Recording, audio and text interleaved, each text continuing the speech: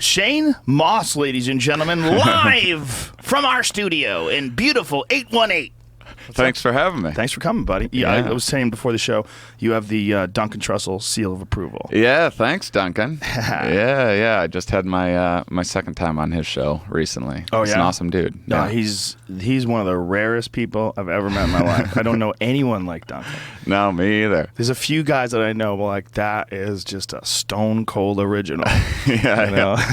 Duncan's one of those. Yeah, he's hilarious. He's awesome. Did he give you the full virtual reality experience over I there? did. That stuff's amazing. God. I can't. And he told me that the porn is really crazy in it too, but he didn't show me any of the porn. Yeah, he got me close to the porn. He gave me the headset. Like, dude, you got no. I got like right up to the wall, and I'm like, I'm not going into the Matrix. Yeah, I hit like a wall in his room, like shooting or dodging a thing or whatever. It is exceptionally realistic. Yeah.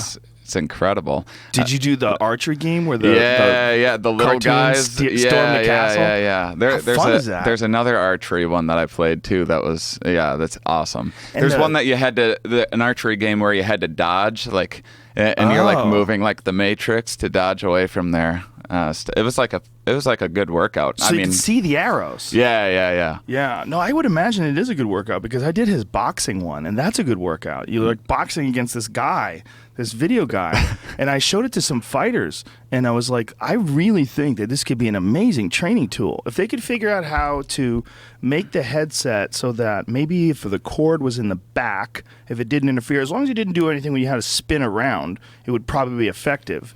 But they can map your body movements. Like they had that, Jamie, you would know this, that wasn't there an Xbox one where it just sort of takes a picture of your body as you're standing there? Yeah, the Kinect. God, I had this fixed before the show. Anyway, I'll get it fixed again. The Kinect can. There it goes. It can read your like body heat. It can pick up it's not reading your skeleton, but it can pick up your limbs and stuff. So it picks up the length of your limbs as well? It can tell like where they're moving. Like if you do the insanity or something like that will work out. It can tell how high you're lifting your knees up, and if you're not bringing them up to the right level, it'll tell you like bring them up higher, lift your legs higher, lift your knees up, lift your knees up. You're not going high enough. Like give you points based on how you're doing and whatnot.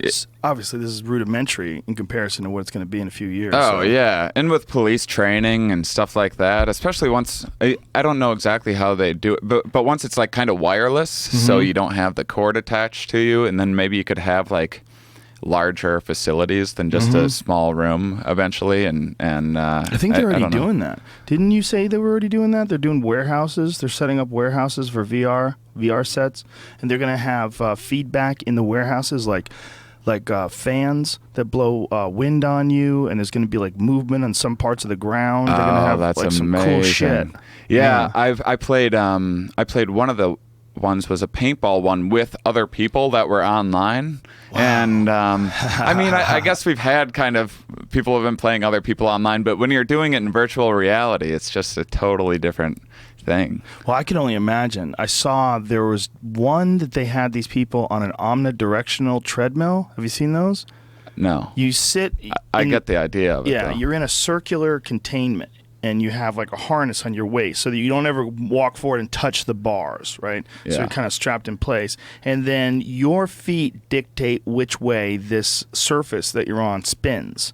It's like it's a treadmill, but it's not a treadmill like it's always going, so you have to keep up with it. It's a treadmill that you propel, which I've seen before. Some people actually like those. They put them on like a serious incline, and they do crazy sprints on these self-propelling, self-moving treadmills. So this guy had this. Oh, here is that it? Yeah, there it is. There's the omnidirectional treadmill. So the guy, see how he's hooked up to this harness? So he's in the center of it, and it seems to spin on bearings or something. And so he's moving, like literally moving through this, virtual world. You could have just enormous landscapes that play out. That's amazing. Yeah. Look at that thing. Yeah, people are going to get lost in there. You're also going to get really fucking tired. Because I'll tell you what, like playing that archery game, my arms were so tired. Yeah. Just from holding, like, it's like a static thing with your left arm in particular. You're holding your arm in one position, and then your right arm that you're drawing the bowstring back, you're holding that in one position, like, constantly. Because the game is like 20 minutes long. Did you do the paintbrush stuff? I did not. I only did 2 things. I did the boxing one. Well, I did 3. I did the boxing one. I did the archery one. Then I did the one where you just stand there and the whale comes up to you. Yeah, Which is insane. Well, the paint stuff I think is going to be. I think that is one that's kind of like almost there already as far as how good it is. You know, the archery one, it's like, oh, these little like 2-dimensional kind of things that are, you know, it's not like amazing graphics Oh, dude, or I anything thought it was like amazing that. though. But it will be a lot better in the future. But the paint one is just this virtual paint where you paint, like you use a spray can here, or like you put sparks in this area, and then you can like walk through it. You can like make a circle around yourself and then walk through it and shrink it and enlarge it, and you can see all these people that have like painted entire ships, like spaceships, that you can then go inside and like walk around and see all the different areas that they've made, and you can add your own graffiti to it and stuff like that. I think that's going to be like to have someone like Alex Gray or something like that get in there, you know. Yeah, I saw a demonstration of that where they were doing it in 3-dimensional. Video while it's going. This guy made something like you're describing. It's 4 little different rooms that he has within the little. The virtual world. The virtual big room you have. He made 4 little ones within and these are all little paint things that you can make using the program. And what program is he on? Is this Oculus or is this... It's on Vive. It's called Tilt Brush. Is the actual program. Did you know the guy who invented Oculus is only like 24? Yeah. Did you hear about the stuff going on with him this weekend? Yeah, he's a Trump supporter, and his girlfriend's a Gamergator. He paid like $1 million. His girlfriend. Hold on, what did he say? He paid for a fund that funded those memes, like the Trump memes. There's a meme fund? Yeah, I'll look it up while we're talking about. Yeah, I'll show you. That's hilarious. There's a meme strange fund. world that Palmer we're in. Lucky, I think is his name. Something like Palmer Lucky. Does that sound right? Oh, okay. How weird. A meme fund. That seems so counter, like. I mean, to it's more effective than the commercials they put on TV, probably. You know? Yeah. Everyone on Facebook, and especially because Facebook's kind of like. A lot of older people are on there now, and they're real suckers for those. Like, I like America. Share this if you're brave enough. You know? and then you have to share it. There's a lot of that going around. It's like those old letters that. Like when I was a kid, the chain letters would come, and if you didn't send it to like 7 people, you'd have bad luck, or you know, whatever it is. And now people are falling for that with like Trump memes. Are you aware of shit posting? No. Okay, Jamie alerted me to this new thing. Jamie's my. I'm already interested. Catchy name. I'm old, so I need Jamie to keep me in touch with the young folk. But there's a thing called shit posting, and what shit posting is. Correct me if I'm wrong, but it's part of the alt-right, correct? Is that how it's connected? Necessarily. Not necessarily. They do it, but I don't think it has any. It's not. It doesn't have an affiliation. Yeah. So the idea is you just posting a bunch of ridiculous shit, like just to do it, right? And you maybe your intelligence level may be several steps above the stuff you're posting, and you're kind of half trolling. And being shitty at the same time. It's like it's just a form of trolling. Trolling's taking a new turn. But by the saying shit posting, like it's shit. Is that the idea behind it? Like the value of what you're posting is shit. Right. I believe is the description. Right, but you're aware of it when you're doing it, right? Yes. Okay. So that's why it's like trolling. Yeah. And so the idea is just to rile people up who are like Hillary supporters or something. Yeah. Huh. This is the most bizarre political event I can ever remember in my life. It's too much. I don't handle it well. I try to not watch the news and stuff, and it's still just so pervasive. You have to watch it. I know. It's like a sports that you have to follow. It's like a sporting event that you have to follow. There was a video that a bunch of celebrities put out that is so goddamn confusing because it's celebrities telling you to go out and vote.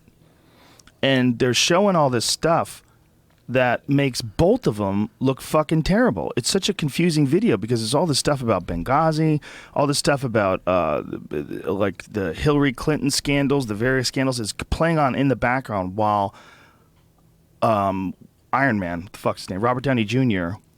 talks, and then a bunch of other celebrities talk, and some of them are like really ridiculous. Like some of them are starting to cry when they're talking. This is so important. To be a part of that decision.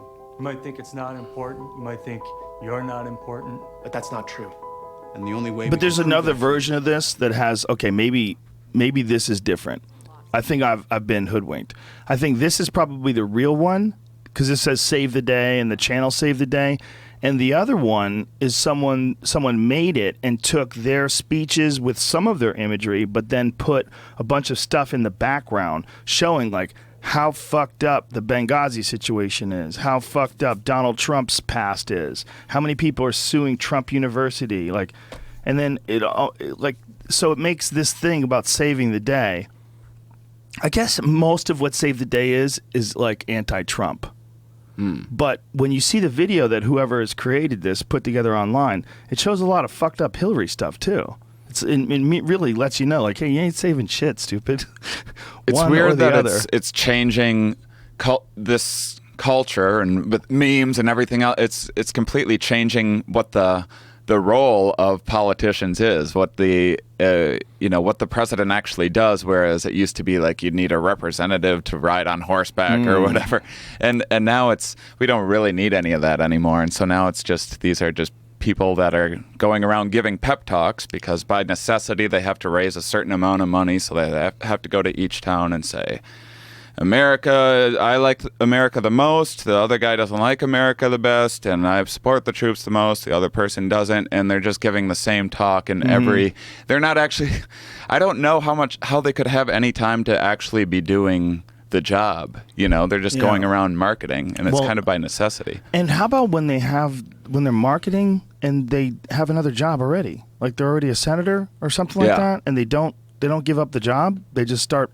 campaigning. Right. Like when the president was campaigning for a re-election, like a good percentage of him working, like him doing his job, was him campaigning to do it again. Yeah.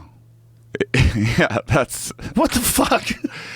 And it's getting earlier and earlier too. So we'll be done. We've been hearing about this for like 2 years now, and then after the election, we'll maybe get maybe a year break before they'll start in on what the next election cycle is going to be, and everyone thinking this is very important and very exciting, and it's time to change things. Very important. Yeah. I don't have a solution, but I do have a question.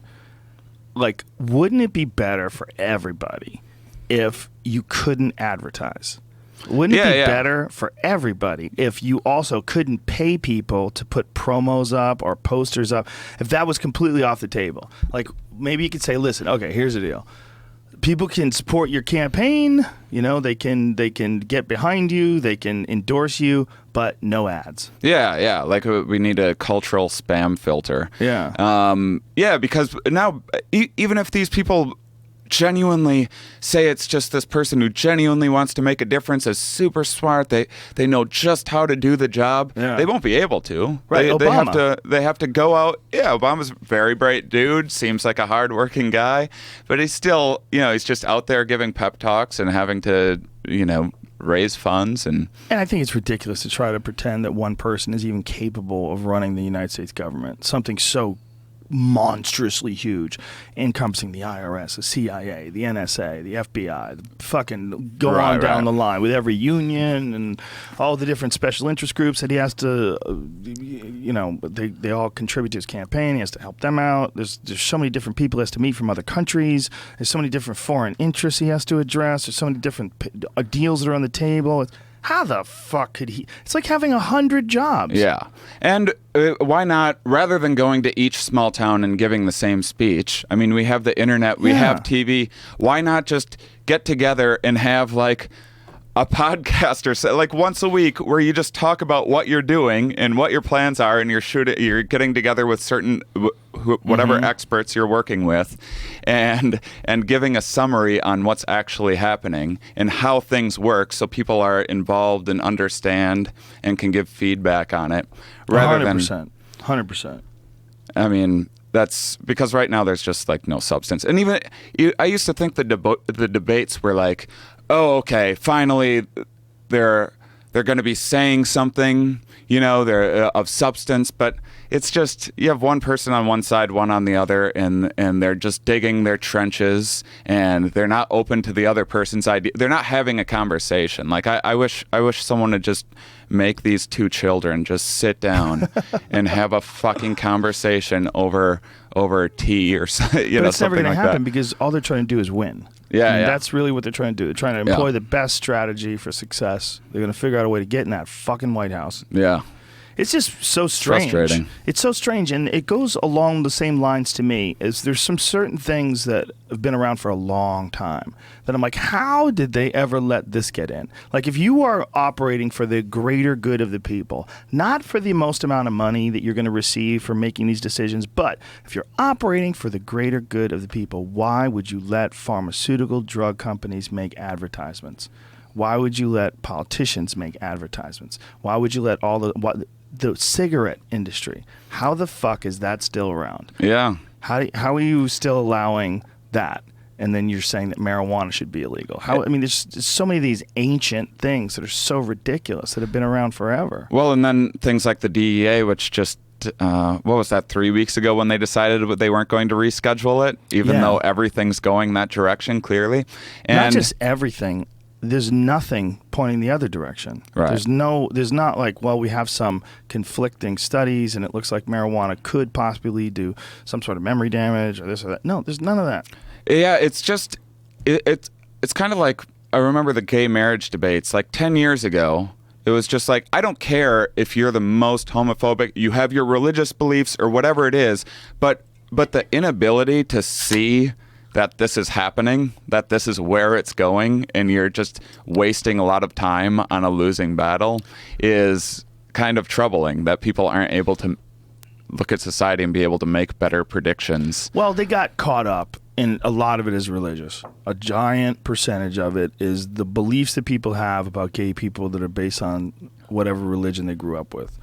It's the only reason why you would care. Yeah. People who are agnostic, I guarantee you, if you did some sort of a survey and checked atheists versus pick whatever religious designation, and saw which ones were against gay marriage. Right. It would be almost all of them the religious ones. There's no secular argument against it. The only argument against it is, look, you fucking people got it light, gay folk. Don't get married. Don't do it. Yeah. Like, you can't get pregnant. They can't rope you in. You don't have to get legally entangled to some other dude that you might get tired of blowing. Okay? Yeah. Just do it. Don't buy into it. It's kind of like I feel that way about some of the when they celebrate like Jessica Jones or something like that, where it's like, finally there's like a strong female lead, and who's Jessica Jones? It's a TV show on Netflix, like one of those comic book TV shows. Oh. It's just the idea of How dare you think we should know that? I thought this was like some news story that like Aleppo or whatever it was that Gary Johnson, the capital of Syria, he fucked up. He didn't know what it was. But the idea of like a strong Aleppo. female lead being a shitty like action movie. Mm-hmm. Like women can make shitty mindless shooter movies too. Like why is that a positive thing rather than having like a female be president in a movie or some substantial Well, they've role. already had that. Angela Bassett was president in one movie one time. But the big one was, of course, Sigourney Weaver in fucking Alien. She's the best badass chick ever. Yeah. Who's more badass than her? She didn't have any fucking superpowers. Just a woman who survived on a spaceship with a fucking creature that nobody had ever seen before. Right. That movie was the shit. And nobody disliked that movie because a woman was the lead. See, that's where all this Ghostbuster shit falls apart. People are crying sexism and all this. No, it wasn't good. Yeah. It just wasn't good. There's a lot of female. I haven't seen it. What was that movie that everyone loves? The wedding movie, The Wedding Planner? No. Bridesmaids. Everybody loves that fucking movie. Like, universally. I've never heard anybody who saw that movie didn't think it was funny. I've only watched like an hour of it, but I was laughing my ass off. It's fucking funny. And it's just funny. It's funny with it. It's like when Sarah Silverman goes up. She's not funny for a chick. She's just fucking funny. Yeah, exactly. It's like that's when it's just that, it's undeniable. Right. Like Alien is an undeniable movie. And it doesn't matter if it would have been even better if it was Brad Pitt. No, it wouldn't have. It's perfect. It's perfect as it is. So, like, the idea that we need a female leader so badly that we're willing to take this one that's embroiled in controversy. She faints. She's fainting. If we bring it up, we're a sexist. You're not supposed to fall asleep when you're just walking around. This is I mostly just don't like the idea of any time there's like another Clinton or another Bush, just because like someone else, their father made it, or you know, their husband or whatever else made it, so now they also get to, you know, and people are like, oh, I remember that name, and we're scared of change. I mean, that's why we keep doing Spider-Man movies. There's another Spider-Man reboot. We're going to reboot the Hulk. I mean, that's what we do. We like to reboot things. I mean, how many King Kongs have they made? It's fucking crazy. You know, they've been a gang of the Hulks. There's 3 different guys have been the Hulk in modern days. Eric Bana, right? Ed Norton, and then the last one was Mark Ruffalo, who was also in this campaign. He's very politically active, that Mark Ruffalo guy. So we're having a Clinton reboot, right? It's a Hulk reboot. I mean, how many times can they do a Batman movie? How many guys have been Batman? Christian Bale, right? Ben Affleck, Michael Keaton, George Clooney. More Batmans than anyone, right? That's the most reboots. Or has it been Superman? Superman had a TV show. Plus, right?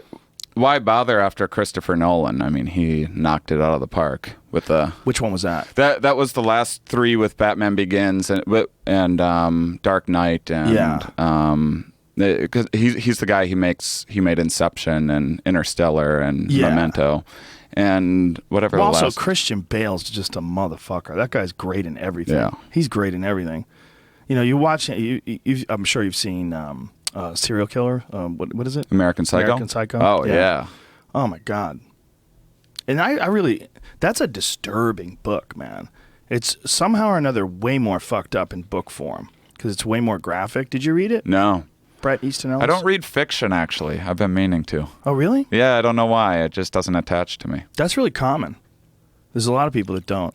Really? Yeah, Natasha Leggero and Moshe Kasher. They call like Game of Thrones. They call it make-em-ups.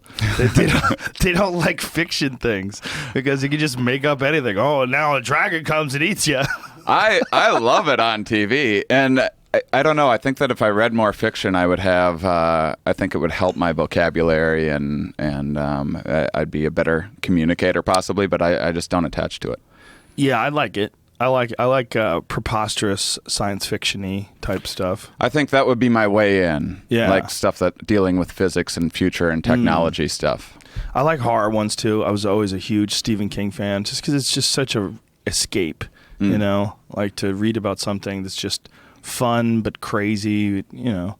You just get lost in someone else's ideas, someone else's creativity. And the only way they really get to express it fully is to just make up an entire world. You know, whereas like if someone, I mean, you're creative when you write a book about anything. You could write a book about nature. Mm-hmm. You could be a wildlife biologist that writes an amazing book about nature. You could be creative in your telling of these stories and make it exciting. But this is kind of a difference to me.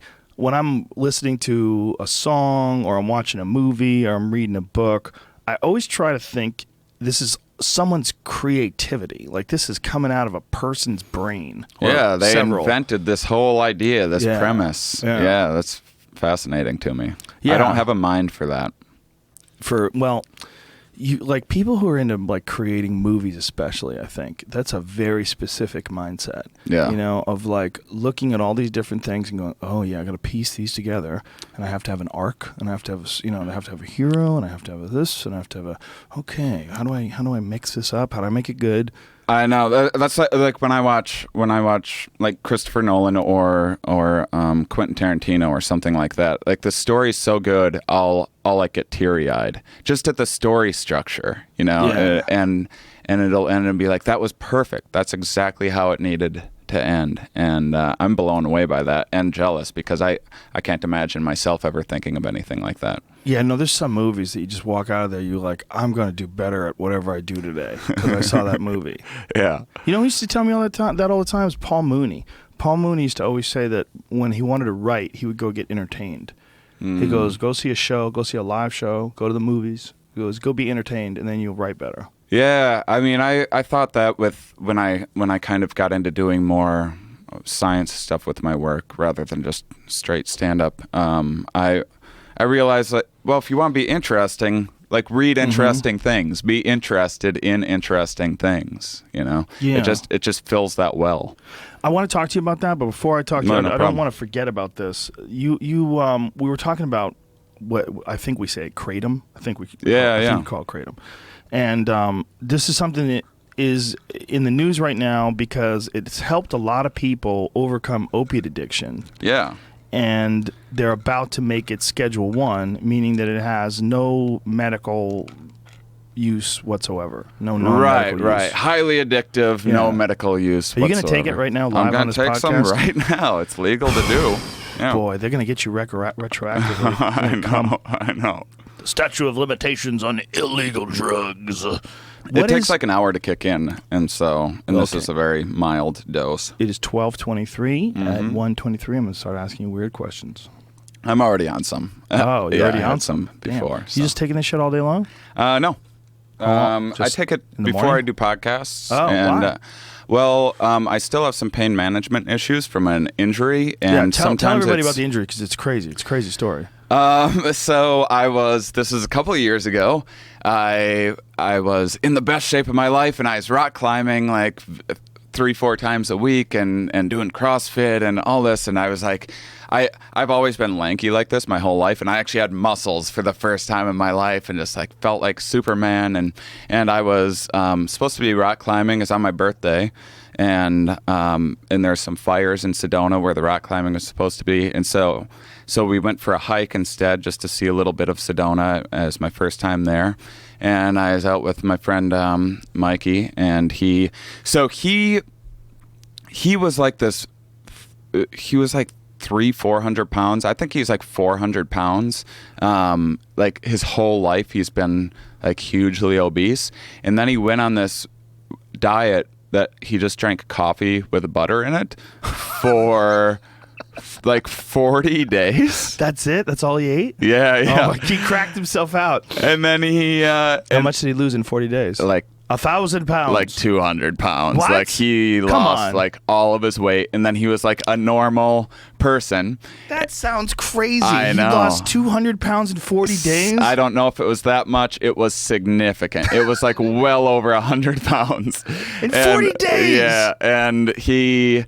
and then he started doing like jiu-jitsu and started like becoming active for like the first time in his life. Wow. And was like all excited about this. And so he was like, there's this one shortcut that I want to take. My wife will never let me. And so let's go and do that now. And I looked at it. My wife won't let me take a shortcut? Because it was too high of a jump. And then we got to this, and I looked, and I was like, yeah, that's too high. And he was like, so because he's been so huge his whole life, he has no idea of how high you can jump from. Like this, he's never been able to like jump before. Wow. And I know because I'm an adrenaline junkie. I love heights. I've been climbing trees and jumping off shit my whole life. And I was like, this is too high. And he's like, I think if we like climb down a little, it'll be okay. I'm like, I don't know. And I was wearing barefoot running shoes at the time. And then he was like determined he was going to do it. And I was like, so it was jumping from a cliff onto another cliff. And so if you couldn't roll, and if you landed it wrong and you rolled off, it was like death, hundreds of feet. Oh, and, Jesus fucking Christ. And so now I'm like, I'm going to watch this guy roll off this cliff because he's new to like physical activity. He doesn't know what the fuck he's doing, and he's about to jump off this thing that's too high. On the other side, he's been carrying around an extra 100+ pounds on his legs his whole life. His legs are probably strong as hell. Yeah, I imagine. And it was weird because he had like weird skin like hanging off everywhere and stuff from like stretch marks and stuff. Wow. But he was determined, and I was looking at it and I was like, you know what? I think that I could make it. Oh, geez. And then I can like at least be there so he make sure he doesn't roll off this fucking cliff in front of me. Oh my God. And yeah, I mean, it's one of those things you feel like a fool in hindsight. And I was like, I've jumped off stuff higher than this. It's just that I'm wearing bad shoes and I can't roll. I'm going to have to take it with my feet. And I even told him, I was like, I'm gonna be risking breaking a heel because I broke a heel once before when I was like a teenager. I love jumping off shit, and so, but it wasn't like the end of the world. I was like, if I break a heel, it won't. I'll still be able to get around. It's just like a couple month thing, and in my mind, this is the worst of what's going to happen. And so I went for it, and I jumped, and I landed, and then as soon as I landed, I heard both of my heels break. The sound shot through my body, and I heard it sounded like a branch like snapping underwater, and I think I was in shock or something because I just kind of turned and looked at him. I was like, I just broke both my heels. And I said it just like that. And so he thought I was like joking. So he is just about to, I'm like, no. I really broke both my heels. You're going to have to go around and try to help me down. And I started making my way down. It took him like a half hour, 45 minutes to get to me. And I had to kind of, do you remember when you were in school in gym class, did you have to do that crab walk thing where like your belly's facing the air? So I had my left foot just was already like 5 times its size within like 30 seconds. And so I couldn't use that at all. And then my right foot was just, I couldn't even tell if it was totally broken or if I just bruised it real bad, but I was able to use my toes, thankfully. And so I had to kind of like 1 foot crab walk down. And then he got around to me and like a couple people were trying to help me for a little bit, but it's too steep for anyone to help me. So I just kind of had to make it down on my own. Once we were at level ground, which took like 3 hours, of just like, it was an exceptionally annoying, it was painful. I'd scoot down for a little bit and then I'd have to take a break for a few minutes and just like roll around in the fetal position in pain. Wow. And then and he was like, so this was his dumb idea, and on the way down he's just like standing there like next to me waiting for me, like trying to lighten the mood by telling me jokes and stuff. I'm like, dude, this is not the time for jokes. I am fucking pissed right now. And I was like, it's fine, it's gonna be fine, I just fucking need to focus and get through this. And got down, went to the hospital. It hurt real bad. And we had to go to a second hospital because the one was too full. And then, I thought it was bad, but I thought, I was like, this is more than just a little break. This is a pretty big break. And then the doctor came in and he's like, this is really serious. And your heel's in like 20 pieces. Oh, Jesus. Do you have an X-ray so I could freak out? Yeah, it's actually the Is it online? I made an album about it called My Big Break. Look at this, Jamie. You're on a fucking ball. That's the cover art. Is the wow. X-ray of my heel. Well, so this what is they the did, X-ray post-surgery. It's got all the screws and plates in it. Yeah. I don't know. I imagine I have the originals around somewhere. And I maybe somewhere way back in my Facebook, you could see some of the scars and stuff like that. It's real gross. I'm not sure if you'd be able to find it or not. But so they put these metal plates in it and kind of screwed in the pieces of the bigger pieces of the bone that were still there, like where they wanted them to be eventually, because you can't just put the bone. It's like if you snap like a candy bar and try to put it together, there's all these crumbs and stuff like that missing, and so they just kind of put it in place where it was supposed to be, and they're like, well, hopefully it just kind of grows back and comes together, right? And it did. Really, the real issue was so. They, the way they did the surgery, they told me ahead of time. Shoes off, ladies and gentlemen. It's a first. You see that? What am I looking at? Right here? Yeah, what is that? That's from where they went in with the surgery. Oh, okay. So they said they didn't want to do the surgery at first because they were like, this is really complicated surgery, but if we don't do it, I don't think you're ever going to walk right again. And wait, why did they not want to do it? They weren't qualified to do it? Is that the idea? No, this guy was like...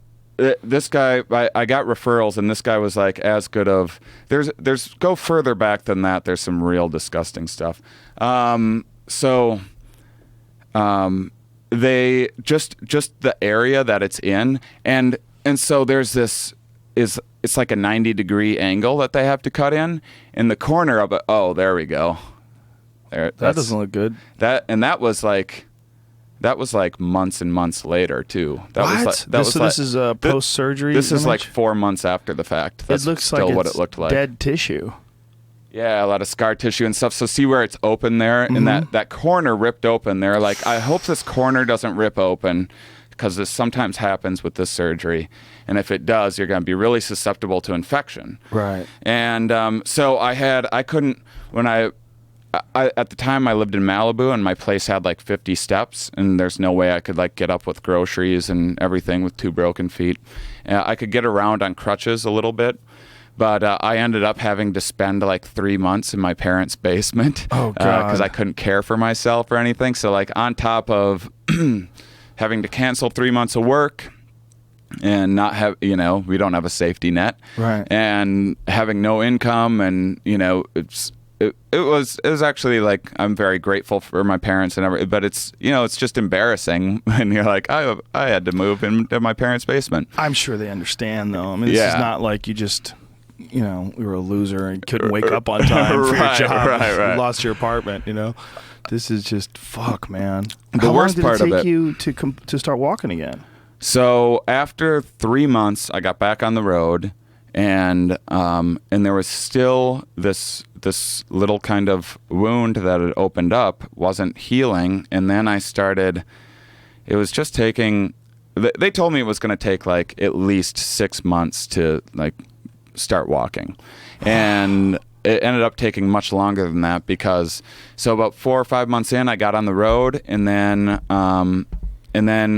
a doctor thought that maybe I was getting just a topical infection, and gave me some stuff that wasn't good enough for the infection. And then I started, so about 4 or 5 months later, I started having fevers, and then I went into the hospital, and then they're like, you have a bone infection. And I was like, oh God, because they're like, this is really serious, because that's when you can lose your foot and stuff. If they can't stop the infection, they just have to cut it off.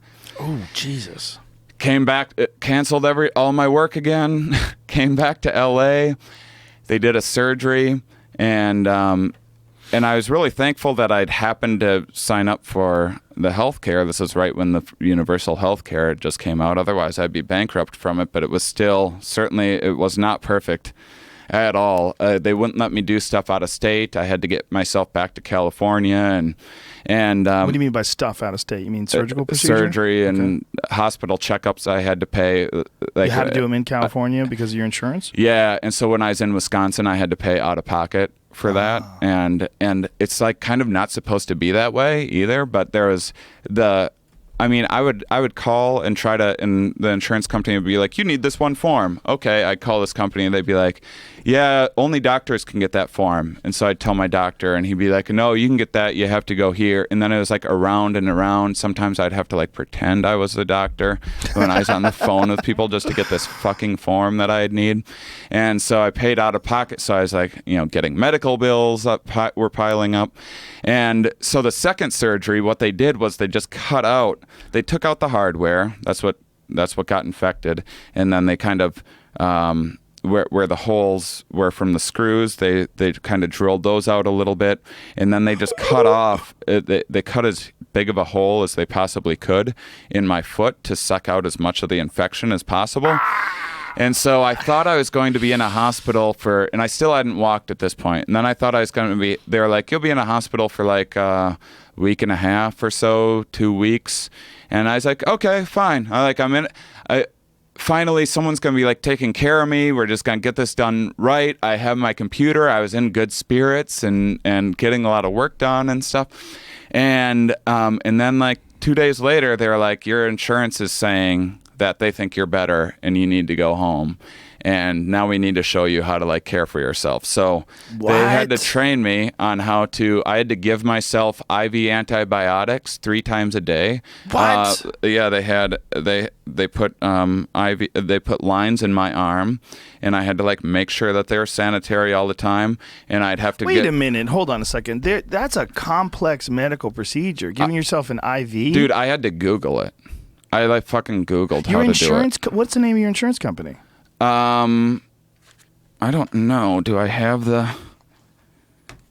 That's insane. The fact I'm trying. So that's the other thing is I have like 2 different insurance companies. So this is like HealthNet, and then there's like this Lakeside medical so you don't know group. which one was. And the I never know which one is like they. I'd call one and they'd be like, "No, that's your other company." I'd call the other one, "No, that's this." It was just a year of dealing with this. So because of the fact that this was so expensive, they just decided to say, "Fuck this guy. Let's make him do all the medical stuff himself." Yeah, they were like, I've never heard of that before. they were like, "Well, he's a young guy. He seems like he's in good spirits and healthy. Seems like a bright guy. Like he could take care of himself." I think it was the logic behind it, and so let's get him out of here because Did it's you fight it? expensive. What's that? Could you fight it? I tried. I was like, "What? I can't do this on my own." When they showed me what I had to do, it was so once I get the IVs hooked up, and I'd have to figure out how to like get bubbles out of the lines and stuff like that. Like I was Googling how do you get bubbles out of the lines. Like that's literally what I was. Then I had to.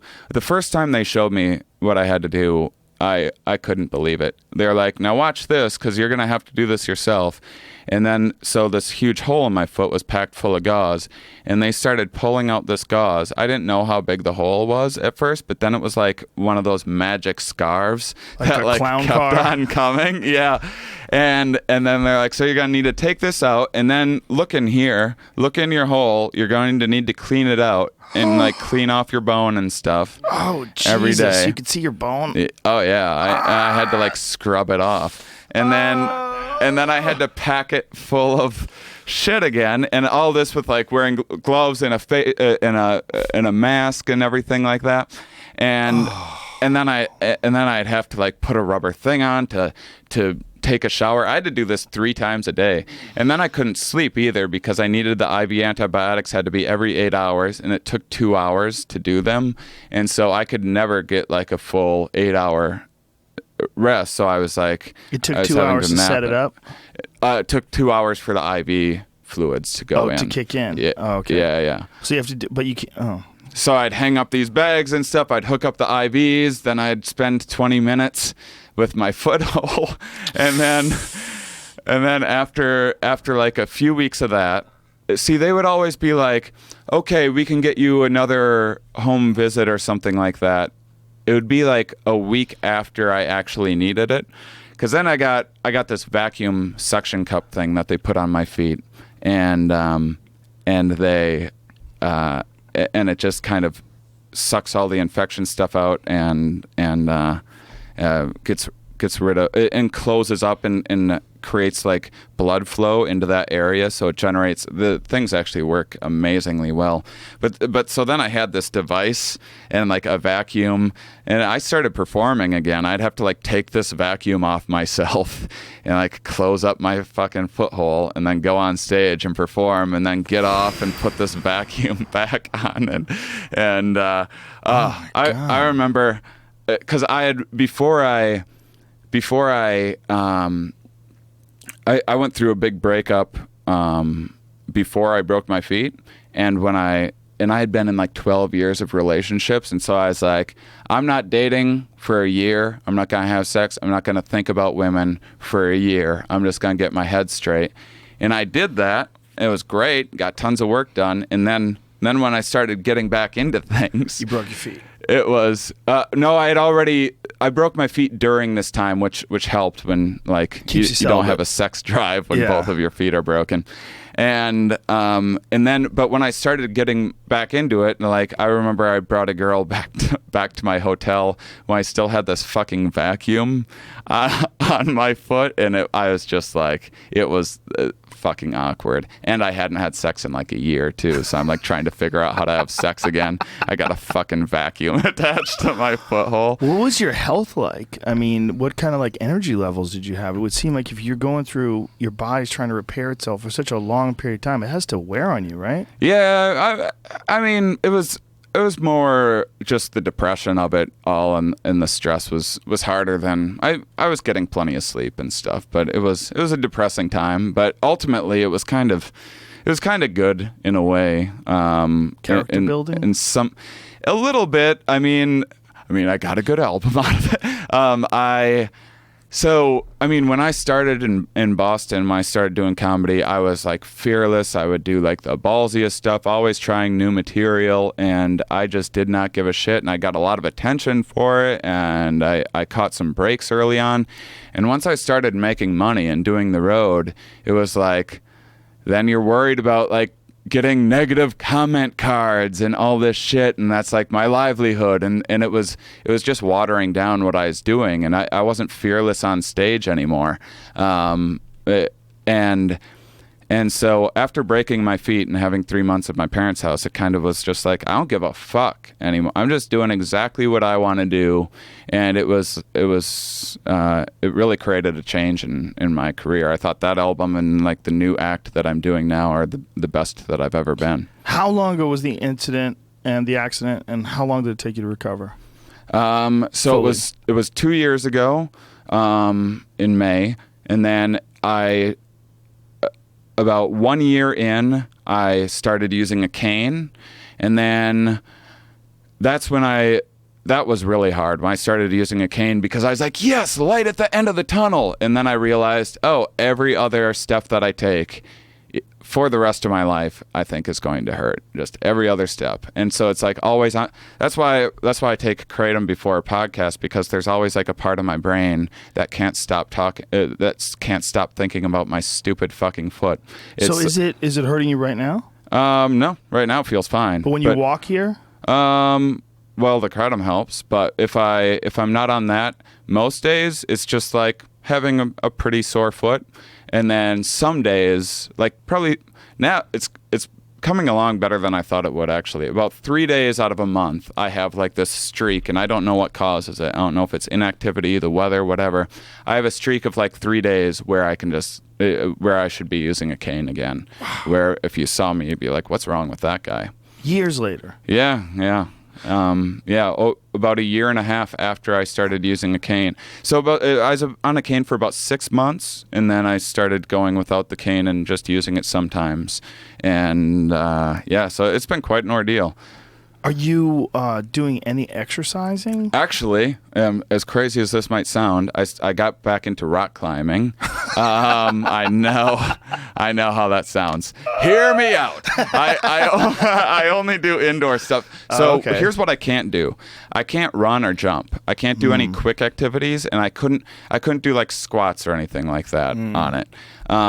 But what I can do is slow, deliberate movement that will help with flexibility. Right now it's mostly flexibility and mobility issues and nerve damage issues. Like the bone's totally fine. Can you stand on your tippy toes? Can you stand on the balls of your feet? I can a little bit. On my bad foot, I can't do a calf raise, like a one-legged calf raise on.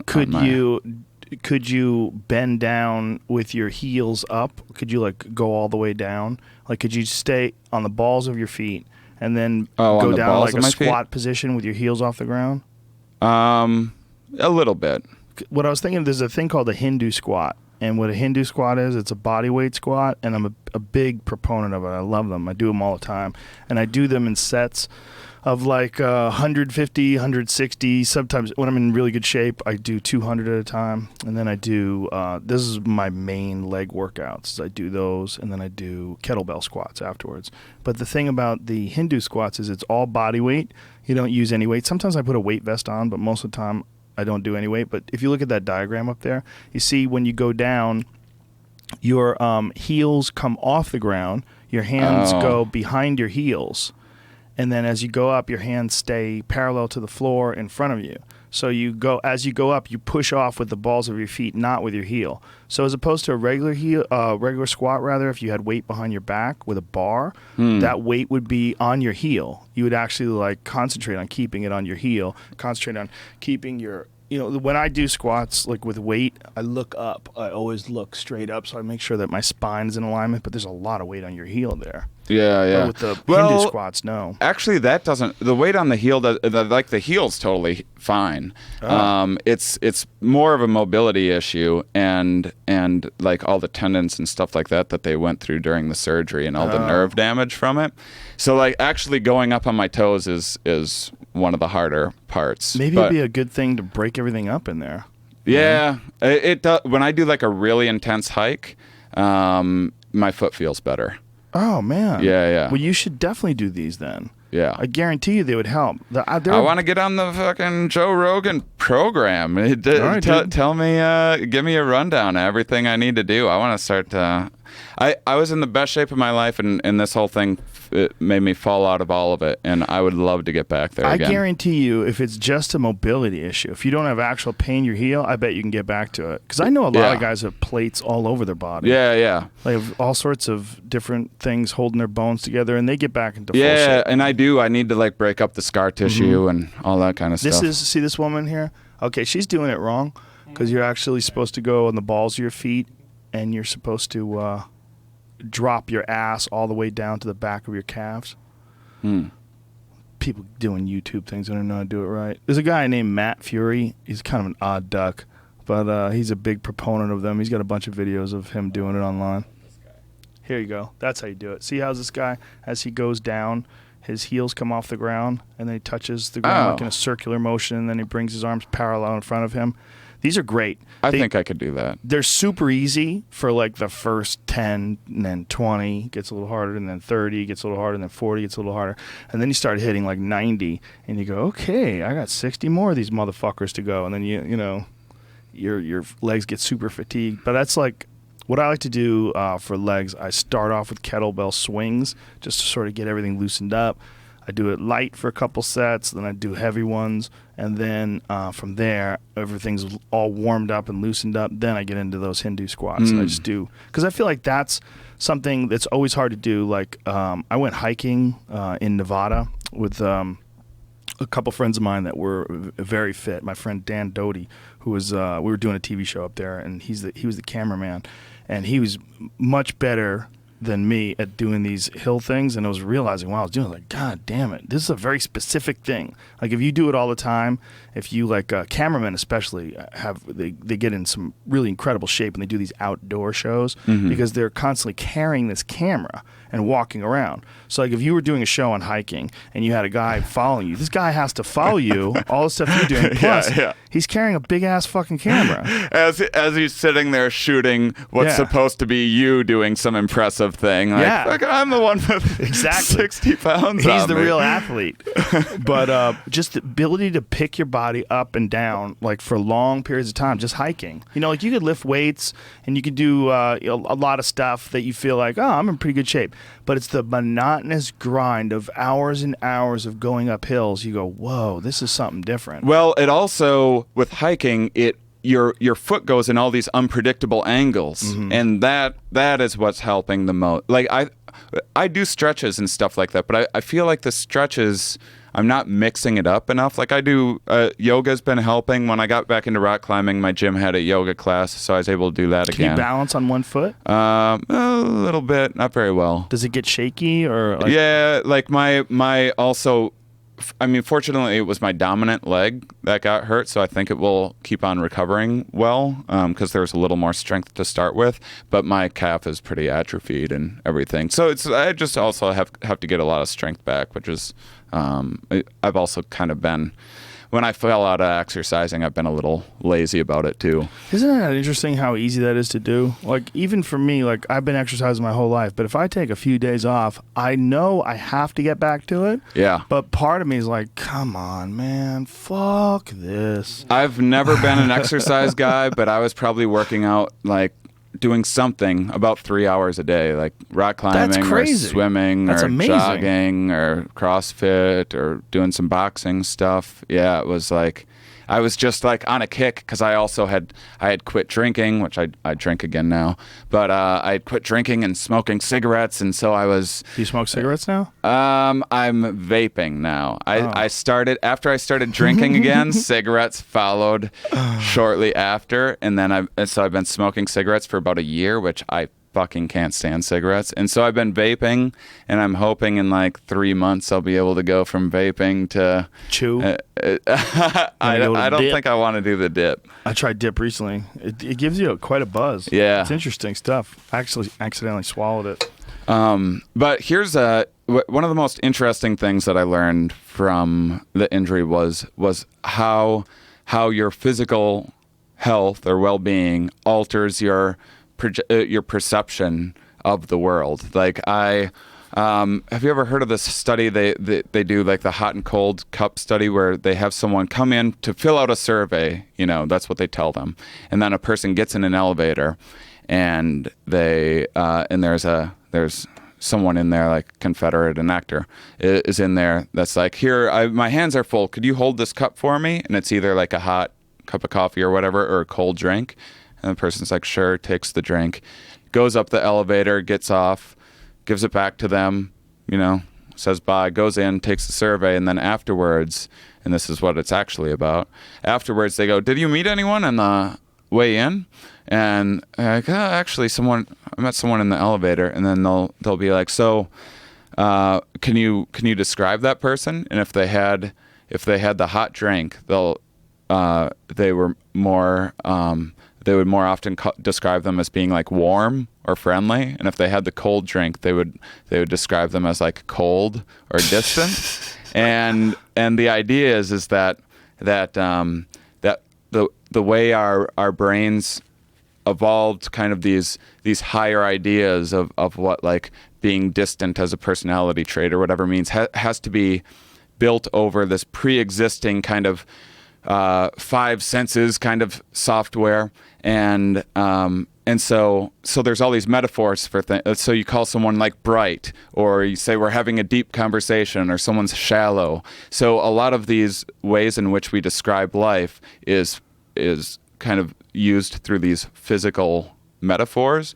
And I remember when I broke my feet, I remember thinking the whole fucking world is broken. Like, I remember thinking, like, I was going down this mountain for like three hours, and I wasn't just worried about my feet. I was also like, in the fucking political system, is it? Like, everything just seemed broken, like the whole world. And then I also remember, after I got the second surgery, after the bone infection and stuff, and having to change all this, I remember feeling like something, like this nagging feeling that I couldn't get over. I was like, something's like missing from my life. There's just this deep like hole, like somewhere in my soul, in my and then one day I realized, I'm like, oh, there's a fucking hole in my foot. There's an actual hole in my foot. That's what's missing, and just how much that your physical senses can alter what your perception of the world is. For sure. How you feel physically. Yeah. Changes how you interact with other people. It changes how people perceive you. It changes the kind of conversations you have, because maybe you'll have more enthusiasm or energy or friendliness or whatever it is when you engage with people. Yeah. And then you can have two broken feet and they can give you morphine. You can be like, oh, life's fine. This is going to be great. Morphine did it? Yeah. How do you go from morphine to this kratom stuff? This kratom stuff I just discovered like 3 weeks ago. Really? I haven't taken painkillers in like and this isn't. I don't know. I think the research is out on it. I'm not saying people should do kratom. It's working for me. Do you ever try cannabis? Edible cannabis? Yeah, I like edibles. I don't. I'm not a big weed smoker. I probably smoke like twice a week, maybe at the most. That's hilarious. That's only in California can you say that. I'm not a big weed smoker. I take days off. I have like probably once or twice a week I have like a hit of weed. Okay. But edibles help a bit, and the CBDs, I can't tell if the CBDs are helping or not.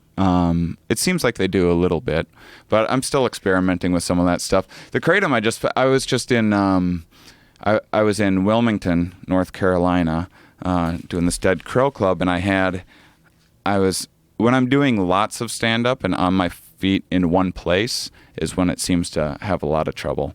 And I was just like bitching about it because it was one of those 3 days where I was just having a rough few days with it. And they're like, you should go to the kratom bar. was like, what's that? Kratom bar? There's a Yeah, bar? they have these bars that they have like kava and kratom and stuff. And so I went pretty skeptical, especially when something's legal. I'm like, okay, that's not going to do anything. And I had some, and right away it was like within an hour, I was like, oh, my foot feels perfect right now. And I walk just like a normal person when I'm on the stuff. I'm a little skeptical. I imagine there's some addictive. I had a scientist send me a paper about it, and I guess there are some side effects. I haven't read them all yet, but it's just not near what like any other painkiller. Why are they making it a Schedule 1? Is there a real issue that people could die from it? Or what's the LD50, which is, if people don't know, lethal dose at 50%, meaning that if you give 100 rats a certain amount, 50% of them are going to die at a certain... Yeah, I have no idea. I haven't done enough research into it. And I imagine it's not that well studied, which I understand why, the FDA or whatever can't just have companies making, who knows what they're putting in a bottle. Right. I get that. But I mean, if you look at what people are saying about kratom, people that are trying to manage their pain and nothing else works, or everything else is really addictive or makes them woozy or whatever. Like, this stuff is like, I feel like very energetic and enthusiastic and just sharper than normal when I do it. How does it help people get off of opiates? Because it's a partial opiate. Partial opiate? Yeah. I don't know exactly what that means. But you take this stuff all the time. How come you're not like reading things on it? I don't Seems take like it you're all. a smart guy. I've probably taken it like 15 times now. That's it? Yeah, something like that. Okay. But you took it twice in front of me. yeah. Well, I call that once.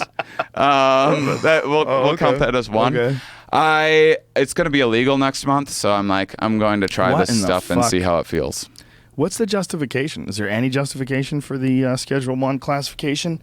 Is it something that people need to worry about? I mean, if you look at how the DEA just didn't reschedule marijuana, which is, think about it, if you're them, if you reschedule marijuana, it's basically like you're saying, hey, should we just get rid of our own jobs?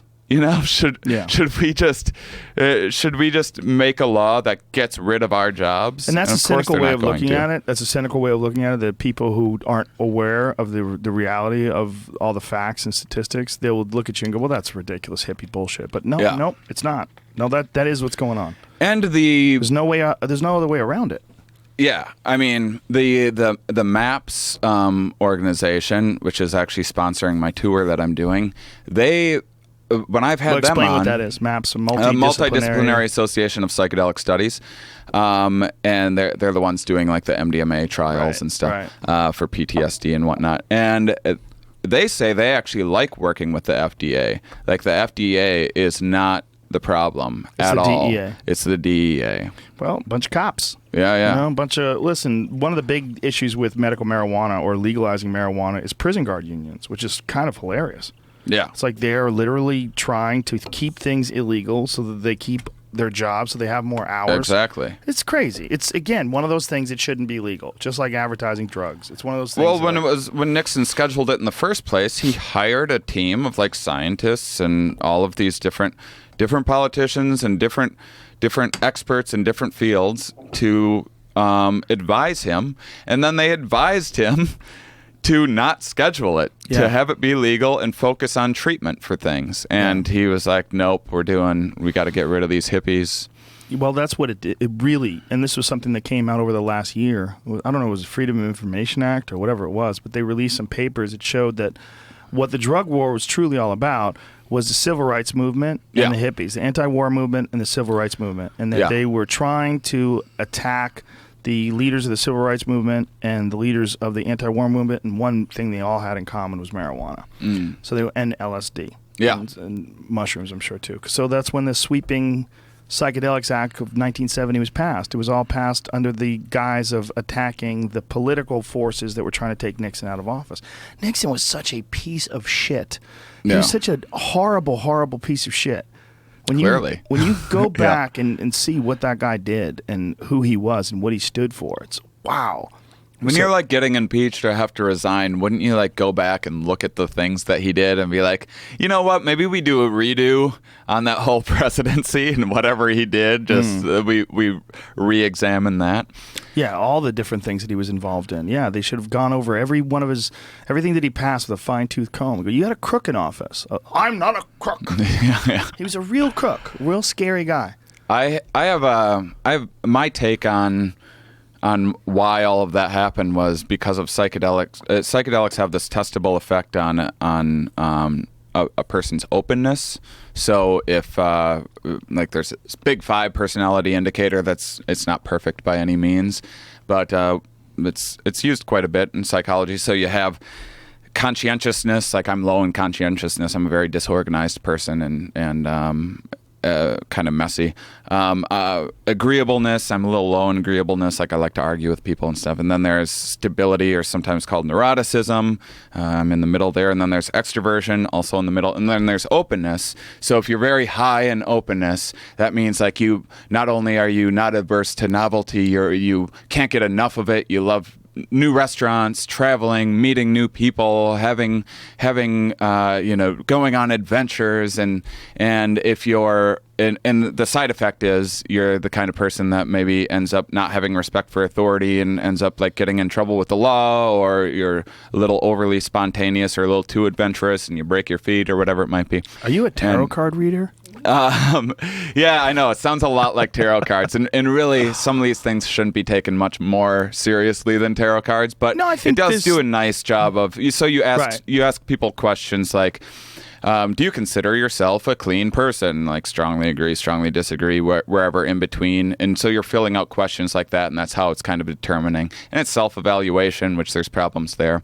Or there's this there's a website called Apply Applesauce. You go to it and plug it in, and it goes through everything you've liked on Facebook and kind of determines your personality traits based on that.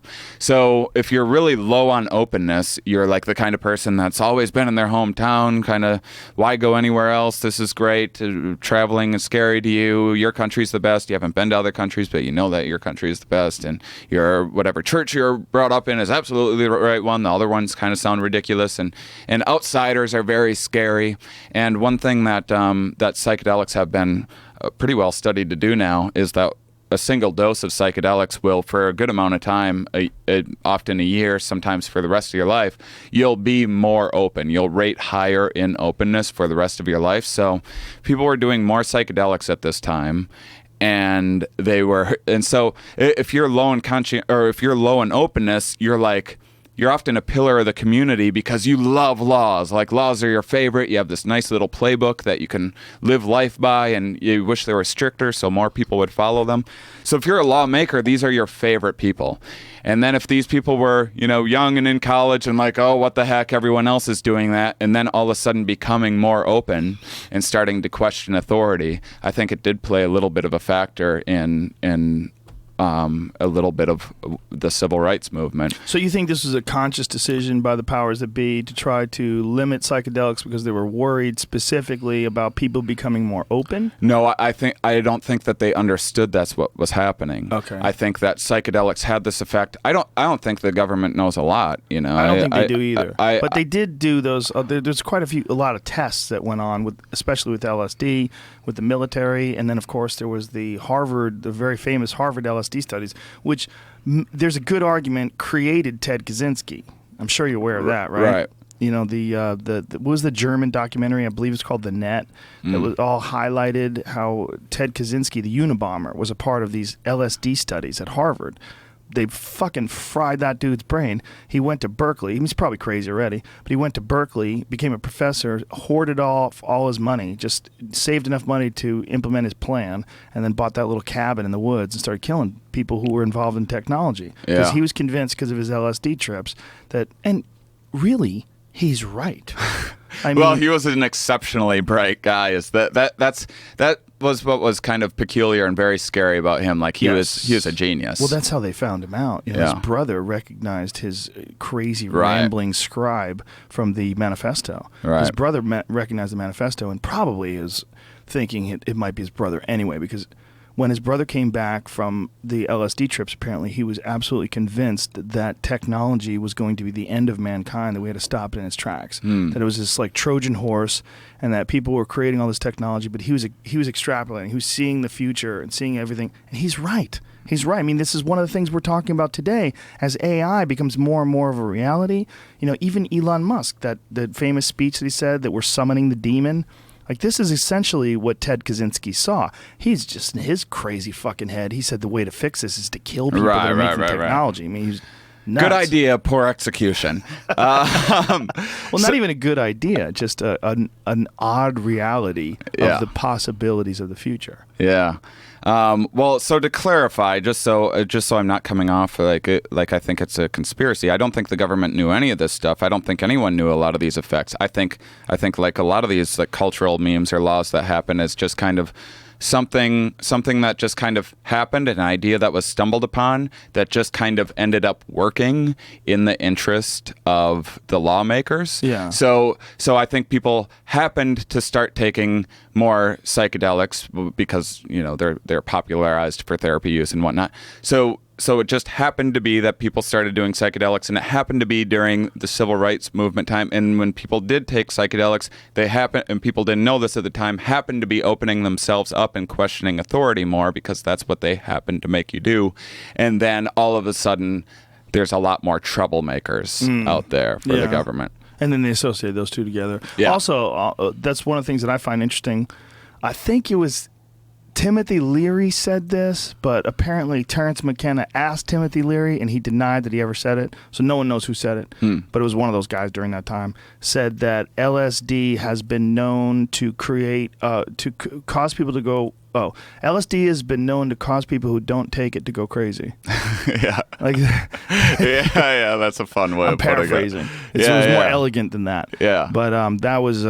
that's really the way it is. Like, I know so many people that don't smoke pot, and when they hear I smoke pot all the time, they're like, "What? You smoke pot all the time? Like, how do you get things done? Like, potheads are lazy." I'm like, "You're saying that, but you don't smoke pot. Like, how can you say that?" Yeah, I think it affects everyone differently. I know people that function at very high levels and pretty much only do when they're on weed. Like, if they stop taking pot, they become like dumbed down. Like it helps them. I don't know if it's a dependency or whatnot, but some people it like motivates them, and they can clean the house, they can take care of shit, and it doesn't have that effect on me. It makes me a little paranoid. It dulls me down a little bit, I feel like.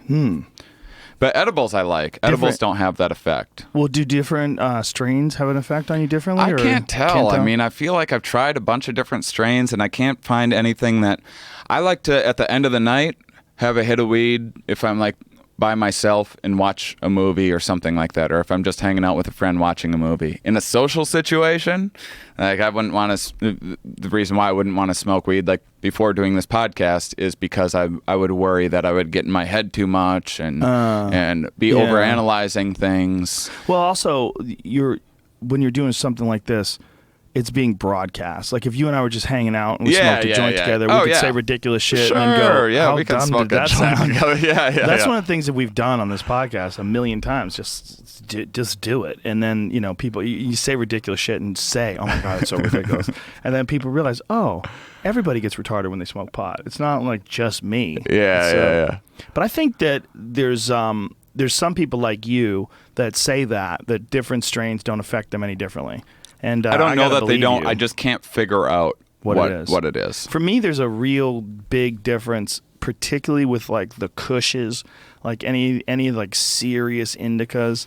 Like they have almost like a narcotic effect on me. Like I enjoy it, but it's not what I would smoke before I would go on stage. See, so here's the other problem, I guess, with my the way that I smoke. When I first got my medical marijuana card, went into this amazing... The first time you walk into a dispensary is like, yes, oh my God, the future. Yeah. And I, went crazy. I spent like $700. Give me like, money's no object. I want the finest of every kind of everything that you have. And then I realized that what happens when you smoke the best of the best is you have... for me, I have one hit and then I can't I can't. I'm in a coma. One hit. One hit, and I am out, or I'm like crazy paranoid, but so now what I do is I just get. Usually, if I'm gonna get weed rather than edibles, I just get stuff out of the shake jar. That's like $5 a gram or whatever. This is the new shit, son. What is it? Edible breath spray.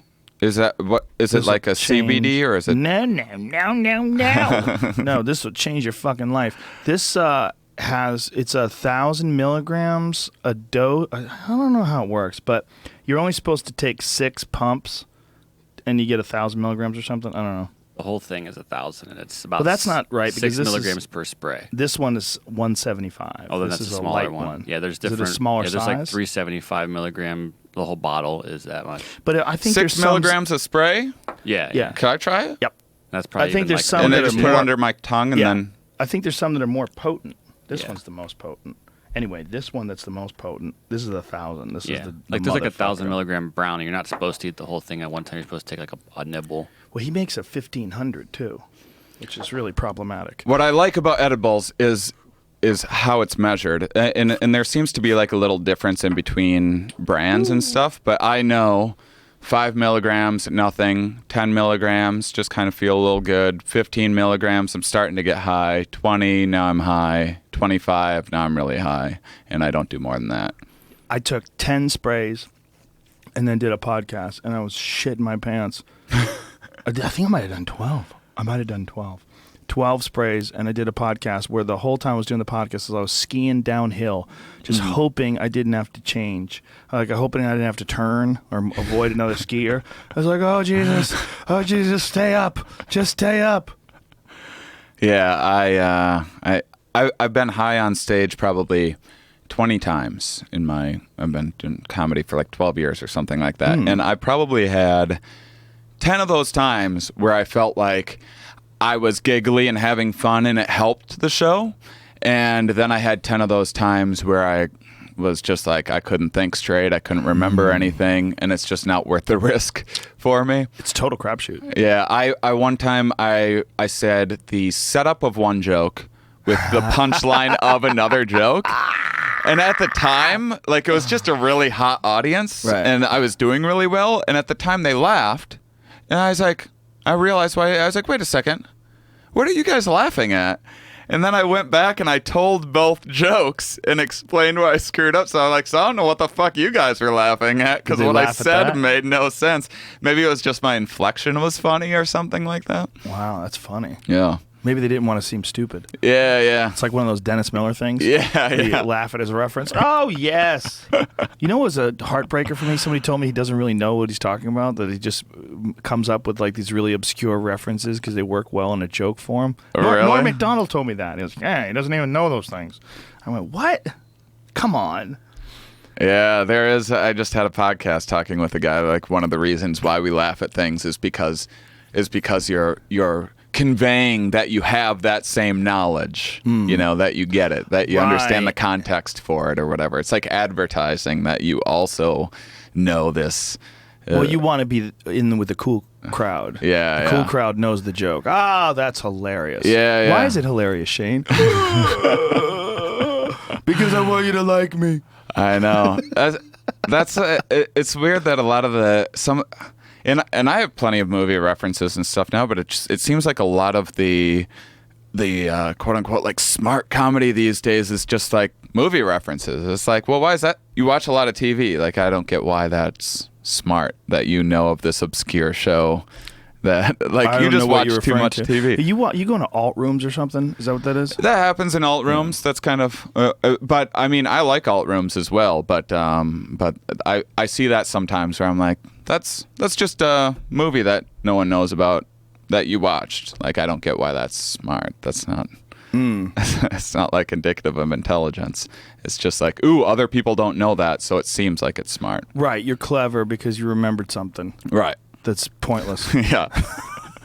That was a complete waste of time. So back to this Kratom stuff. Where do you buy it? You can get it at any head shop, or you can get it online for about another week. That is so crazy. And so Yeah. now once it becomes Schedule 1, then it's like pot or heroin. Like, if you get caught with it, you're going to jail. Yeah, I don't. I mean, the schedules don't necessarily affect what the penalties are. Like, you'll get in more trouble for a Schedule 2 cocaine than you will a Schedule 1 marijuana. Right. But so I don't know what the actual penalties will be for it, but yeah, I think it will be a Schedule 1. So then they have to establish penalties, but do they establish penalties based on science? I mean, do they have any logic behind what they're saying, or they just come up with... I mean, I don't think they establish any penalties based on science. I don't think our prison system... I think if a scientist were running the prison system, they would scrap it and start all over. It'd be about reforming and rehabilitation, which is what it's supposed to be about. Right. And I don't think we're doing great science with our prison system in any way. Yeah, the whole thing is just one person telling another person what they can and cannot put in their body, where you can't demonstrate that it's hurting anybody else but that person. To me, that's like, okay, if that's the case, well, why is it okay to rock climb? Because rock climbing is obviously dangerous. Mm-hmm. Why is it okay to bungee jump? Why is it okay to jump out of airplanes? That stuff's all legal, but you can't take this kratom stuff? And you can, where is it that they use those bullet ants and like put them on their hands? Yeah. And like you can trip doing that from the pain. The pain's so intense that they trip, like they do with this during ceremonies. You can run a marathon and get into a transcendental state because your body's going through such torture that it goes into this different part of your brain that pushes you through it. And you can hallucinate from lack of sleep. For like 6 months of my life, I was trying to do the thing where every 2 hours you sleep for like 20 minutes or whatever. For how long did you do that? Like 6 months. Really? Yeah, I like trying like crazy, weird, different things, and I go on all these weird, different kicks. It was a nightmare. I started hallucinating after a while. So explain, every 2 hours you sleep for 20 minutes? Yeah, I would set the alarm for like 20 minutes, and that's so ridiculous. It was before I was a comedian, and I was working third shift in a factory, and then at the same time, I was going to school, like just tech school for like a backup plan. I wanted to be a comedian, but I was also like very scared and didn't know how to start. And so I was taking like 16 or 18 credits or something like that. And I also had a social life. So I was every 2 hours, I just had it timed out. I'd take a nap. And the crazy thing was, it all ran together. So if I was in there for a lecture on Monday and then on Friday there was a test on it, it was as if I just heard it. It was like it was all one day. It was like, yeah, we just talked about this. Wow. Yeah, it was really weird. And then I tried taking like supplements and stuff like that to like do energy boosting things, and then one day I got anal leakage from like all these supplements I was taking, and then I decided to stop doing that. It was just like a tan, just some oil? like a oily, like a shit oil? Yeah, like a shit oil. And I was like, you know what, this isn't worth it. And I dropped out of school then. Jesus Christ. And started sleeping regularly. But and if you I've went had a out, weird life. say if you went out like at 9 o'clock at night, you and your friends went out, would you just go somewhere at 11 and take a nap? Yeah, I couldn't go out that often, but then that is one of the most ridiculous things I've ever heard. Where'd Shane? Shane went to take his 20 minutes. I just and then 2 hours later, hey, you guys want to eat? No, I got to take a nap. But I'll be back. I'll meet you guys there. The thing was, if you didn't like follow the schedule really strictly, is when you'd get fucked. So if I did end up having some drinks or something like that and hanging out with friends and not doing that nap, or if I was at work and like I wouldn't get my break when I was supposed to, it would really fuck me up. And I started hallucinating when I was driving. I fell asleep behind the wheel once and like almost crashed my car, went into a ditch and was able to drive out of it. And so I put an end to that experiment. But yeah, I couldn't believe I did it for as long as I did. Looking back on it, it's like it didn't seem that crazy to me at the time. I don't know why. So what is that? What is 12 hours at 20 minutes? Because it's double, right? Every 2 hours. So 12 hours at 20 minutes. So you're essentially sleeping So yeah, like 4 hours a day, I guess. But by doing it in these long stretches where 2 hours, then 20 minutes, 2 hours, then 20 minutes, you never really get into like heavy REM sleep or? No, I don't think so. I mean, I would start to. I would like wake up in a little bit of a dream state. Wow. Yeah. It was That's weird. So weird. Don't And recommend you it. did it for 6 months. Yeah. That's amazing that you have that kind of like stick-to-itiveness that you. When I get focused on something. I guess. But yeah, I mean, the point is there's a million ways to trip. You can't Yeah. stop people from tripping. Have you done the holotropic breathing thing? No, but I just started hearing about this recently. Can you explain it to I've me? never done it. My friend Aubrey's done it several times. There's people who really know how to do it correctly. There's a couple different Is ways. this that Wolfen, or what's that guy's name? No, Wim Hof. Wim Hof. Similar. Wim Hof has there's some psychedelic aspects to his breathing technique, I think, too. It definitely puts you in a state of mind. But the holotropic breathing thing, somehow or another, it forces your body into a psychedelic state. I've had actually a couple people that have done it. It takes a while, but through this specific style of breathing. See if you can find it, Jamie, so we could tell people what the fuck we're talking about. I haven't done it, obviously. But I know of several people who do Kundalini yoga who have also done DMT. And they say that through Kundalini practice, when you get deep into it on a regular basis, when you do it daily, you can achieve DMT-like states on the natch. Well, since doing DMT now, if I eat mushrooms, I can meditate myself into a DMT state for like 5 to 10 minutes. While you're on mushrooms. I did mushrooms in a float tank recently. Holla, and, I recommend that.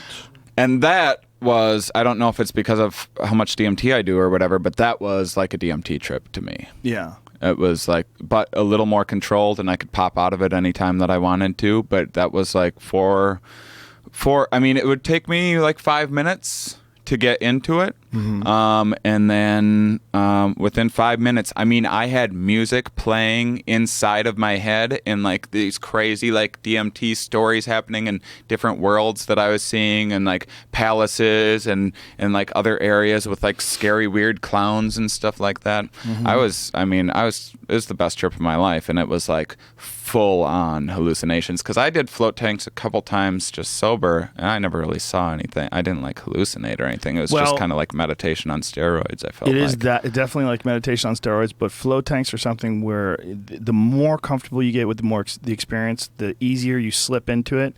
So the quicker you slip into like when I go into it, I've done it so many times now because it's in my house, that I lay down and my body goes, "Up, here we go again. Good times. Just relax." Yeah. Like I've done it. Like it's not like, "Oh my God, I can't believe I'm floating." Like those states of mind that you get to when you're in that I can't believe I'm floating thing. It takes you a while to relax. You're floating around. You're bumping against a wall. You're trying to center yourself. I think that state though, combined with the mushrooms, is like gotta be an accelerant. Yeah. So you've done that, mushrooms and float tank, and did it bring on hallucinations for you as well? I've had the strongest hallucinations, honestly, is from too much edibles. I've had too much edibles where I went into the tank where I just got like, "Oh my God, I'm gonna die." Get in there now. Yeah. And you get in there, and I just have had full blown. I had this one insane, intense experience where I felt like I was in a jungle. Like I was in a jungle, and I was walking through the jungle with these people, and they were all speaking a language, and I understood the language. And in my mind, I was thinking in their language, and then I realized it. I went, "Oh my God, I'm thinking in this other language," and then I'm out of it. Yeah, and then it went away. But for the brief few moments where it happened, I mean, I could remember feeling the dew on the ground and feeling the leaves under my feet and walking through the jungle with these people.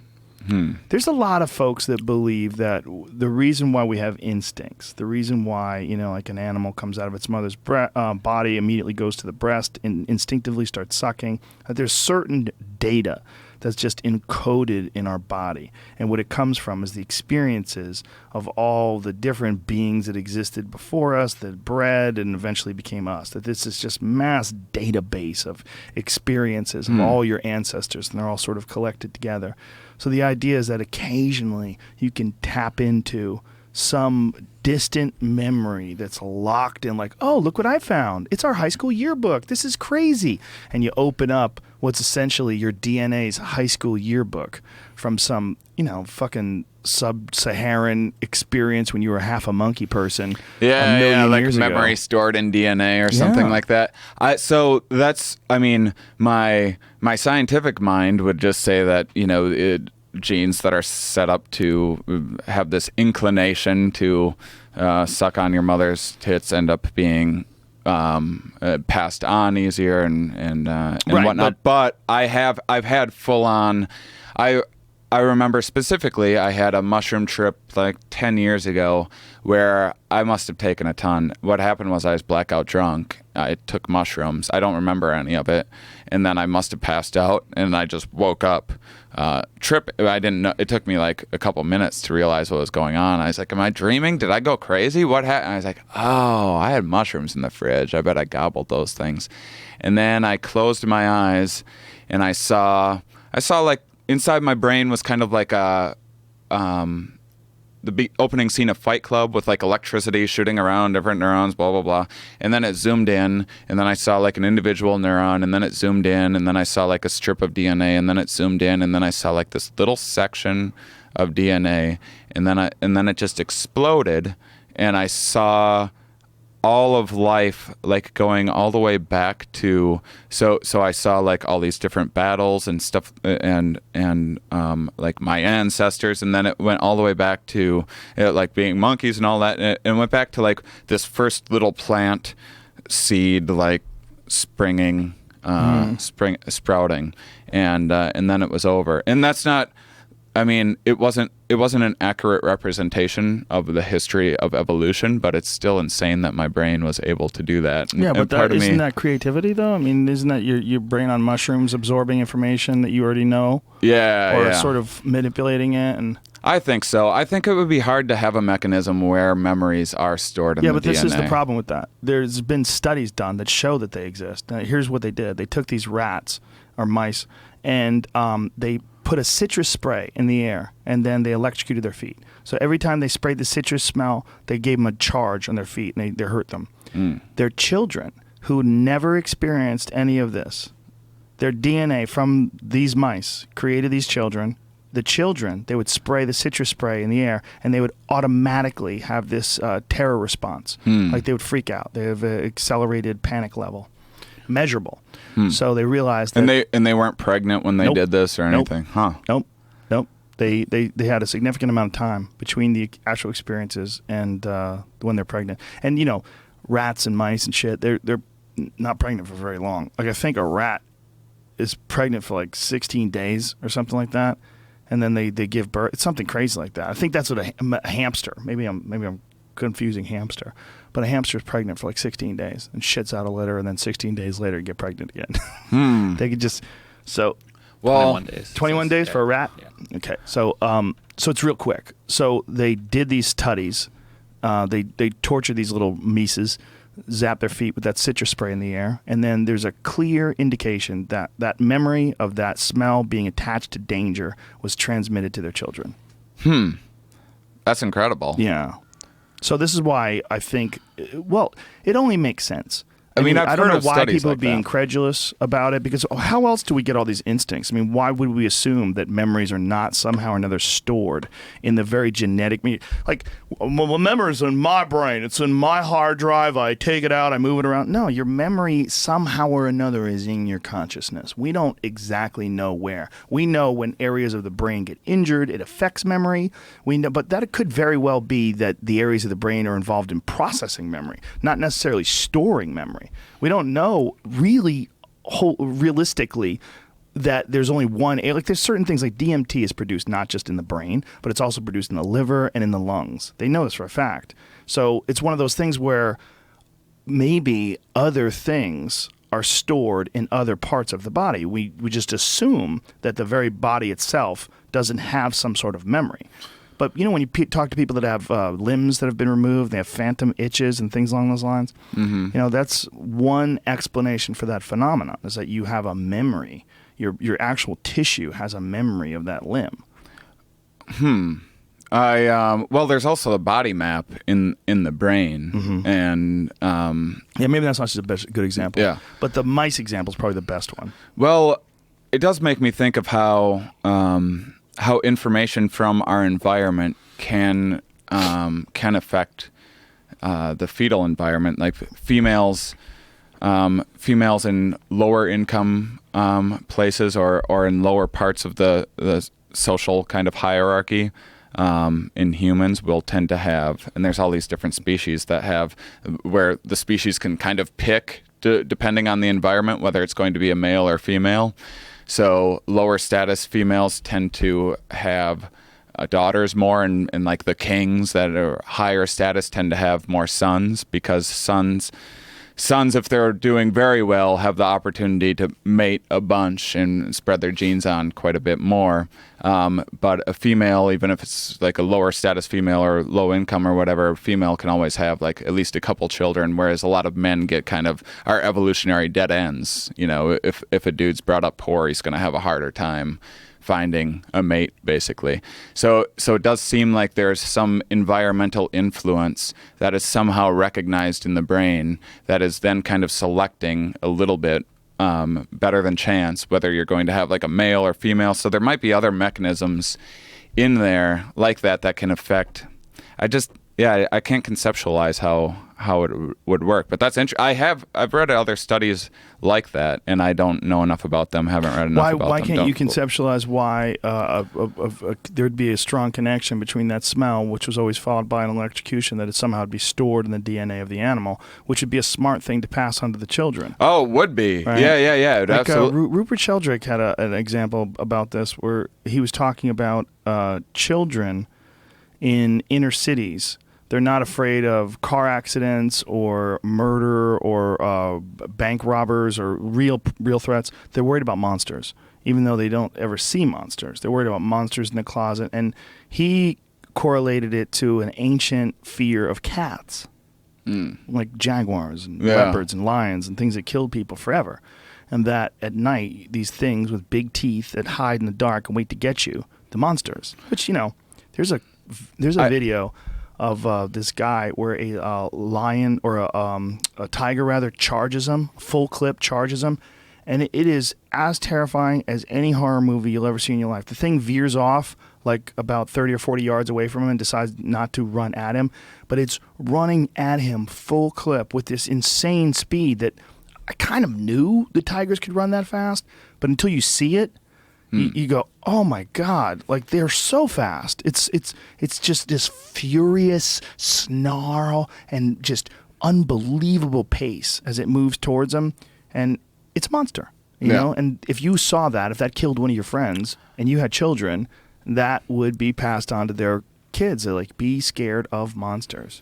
Yeah, Well, sometimes when people take ayahuasca, they report seeing like Jaguars. these snakes or worms as well, jaguars too. But I think that there's a physiological reaction where your body's thinking that it's been poisoned, which it kind of has been in a little bit of a way. And I think that maybe in the non-conscious, there's this projection of because. In your ancestral past, if you're poisoned, it was probably because of a snake or some parasite or bacteria or something like that. So maybe that, because that is, like you say, maybe stored in the DNA or in the memory somehow, even if you've never ran into a snake, perhaps you would hallucinate one if your body thinks that you've been poisoned, being like, what happened here? And kind of running through a simulation of what must have happened. That certainly could be possible. I mean, there's a lot of variables. I don't think there's any one clear way at this time to figure out what the hell's going on. Or, like people that interpret dreams. Oh, what that means is, you don't know what the fuck that means. Right. I had a dream that I was running from Godzilla on a skateboard with my cousin who I haven't seen in 20 years. You think you can interpret that? No. That's, oh, well, you're troubled by your past. Yeah, you and your cousin have this tension, and the last time you saw them, you saw a lizard. And yeah, maybe. Or maybe the human imagination is just bizarre. It's just very, very, very strange. And incredibly powerful. I mean, the idea that we can dream, and I can have a dream where where I'm making up all of these people or people that I know and doing perfect impressions of them in maybe different languages that you don't normally know. And you do it all without even realizing you're doing it. You think it's happening to you. You don't even realize you're making up the storyline and writing the script and putting together the actors. And you're doing it in your sleep. Like, you wake up well rested. If you sit and like read a book, you'll get tired. You'll get fatigued using your brain like that. But your brain can do all of that in your sleep, and you wake up like well rested. Like, it took no energy at all for the brain to do that. Well, it's got to be drugs, right? I mean, it's got to have something to do with DMT. They don't know for sure, but they do believe that when you're in heavy REM sleep, your brain's producing all this DMT. Now that they know, now that the Cottonwood Research Foundation has done those studies on rats where they've proven that live rats are producing dimethyltryptamine in their pineal gland, they know that this is actually the source of it, right? This is like the first time. Before it was all just anecdotal evidence. Now that they know that, it's totally possible that once testing measures get better and they can figure out how to detect things at a more accurate rate, they're eventually going to do studies on people that are asleep, and they're going to be able to measure your DMT levels and where it's coming from and when it spikes. And if they can somehow or another, they're starting to be able to do things now where they can show you images and you can receive those images in your visual cortex. Yeah, that I have to think that eventually they're going to be able to interpret whatever kind of dream data is going on in your head, at least in some sort of crude form. DVR your dreams, kind of. Which will eventually get better. And if we live 1,000 years from now, I mean, who knows? What are you showing me here, Jamie? I was looking something up that I remember someone came in here talking to us about. This is called DreamSphere. It's an app that people are supposed to download and type in what, like, the dreams they just had, and the app is getting what it's called, like, big data. It's getting all the information on what metrics people are dreaming about, colors. Oh, things, yeah, and they shows you the data. people around you who are dreaming like you. Yeah, and this is like 2 million people have downloaded this, and you can find out what other people are dreaming about, kind of like based on a map. And I think the person that was in here that was talking about it said that they're finding out people are dreaming about the same things at the same times all over the world, or something like that. Who said that? I don't remember because he said it wasn't official data. It was that Rick Doblin? I can't remember exactly. Imagine if it's everybody dreaming about having sex with Hillary. We realized, like, whoa, it's an epidemic. And then we realized she put it out there. It's from chemtrails. She's spraying it in the sky. It's interesting that they have the people that can't talk or whatever, ALS, or like Stephen Hawking, basically. You can now show them, you can give them MRIs, show them pictures of certain words that are useful, like bathroom or whatever it might be, and then it can determine what part of the brain is lighting up when they are thinking of a bathroom, and then you can hook them up, and they can just concentrate on the word bathroom, and then it will know that they're saying bathroom. And so this is Stephen Hawking's just like hates using new technology and shit. So I don't know why. He hates it. That's why his voice is still like fucking shittier than my GPS. He likes old computers. Yeah. He just doesn't like learning new technology stuff. Apple even voice. though that's like what gets him around and talks for him and everything. He's like, who needs that new shit? Wow. But yeah. So once we can map the brain and figure out, I mean, yeah, I that's the dream, to DVR like dreams or a DMT trip or something like that, and then slow it down, because it's a DMT trip. There's just a billion things happening all at once, and it's impossible to articulate. I don't think you're ever going to be able to slow it down, because I think we look at it in terms of what we would see in normal reality. Like if you had a scene that you could, like, say when you were 15, you hit a home run in a Little League game, and you remember it so clearly because you were the hero. You came back, everybody carried you around on your shoulders.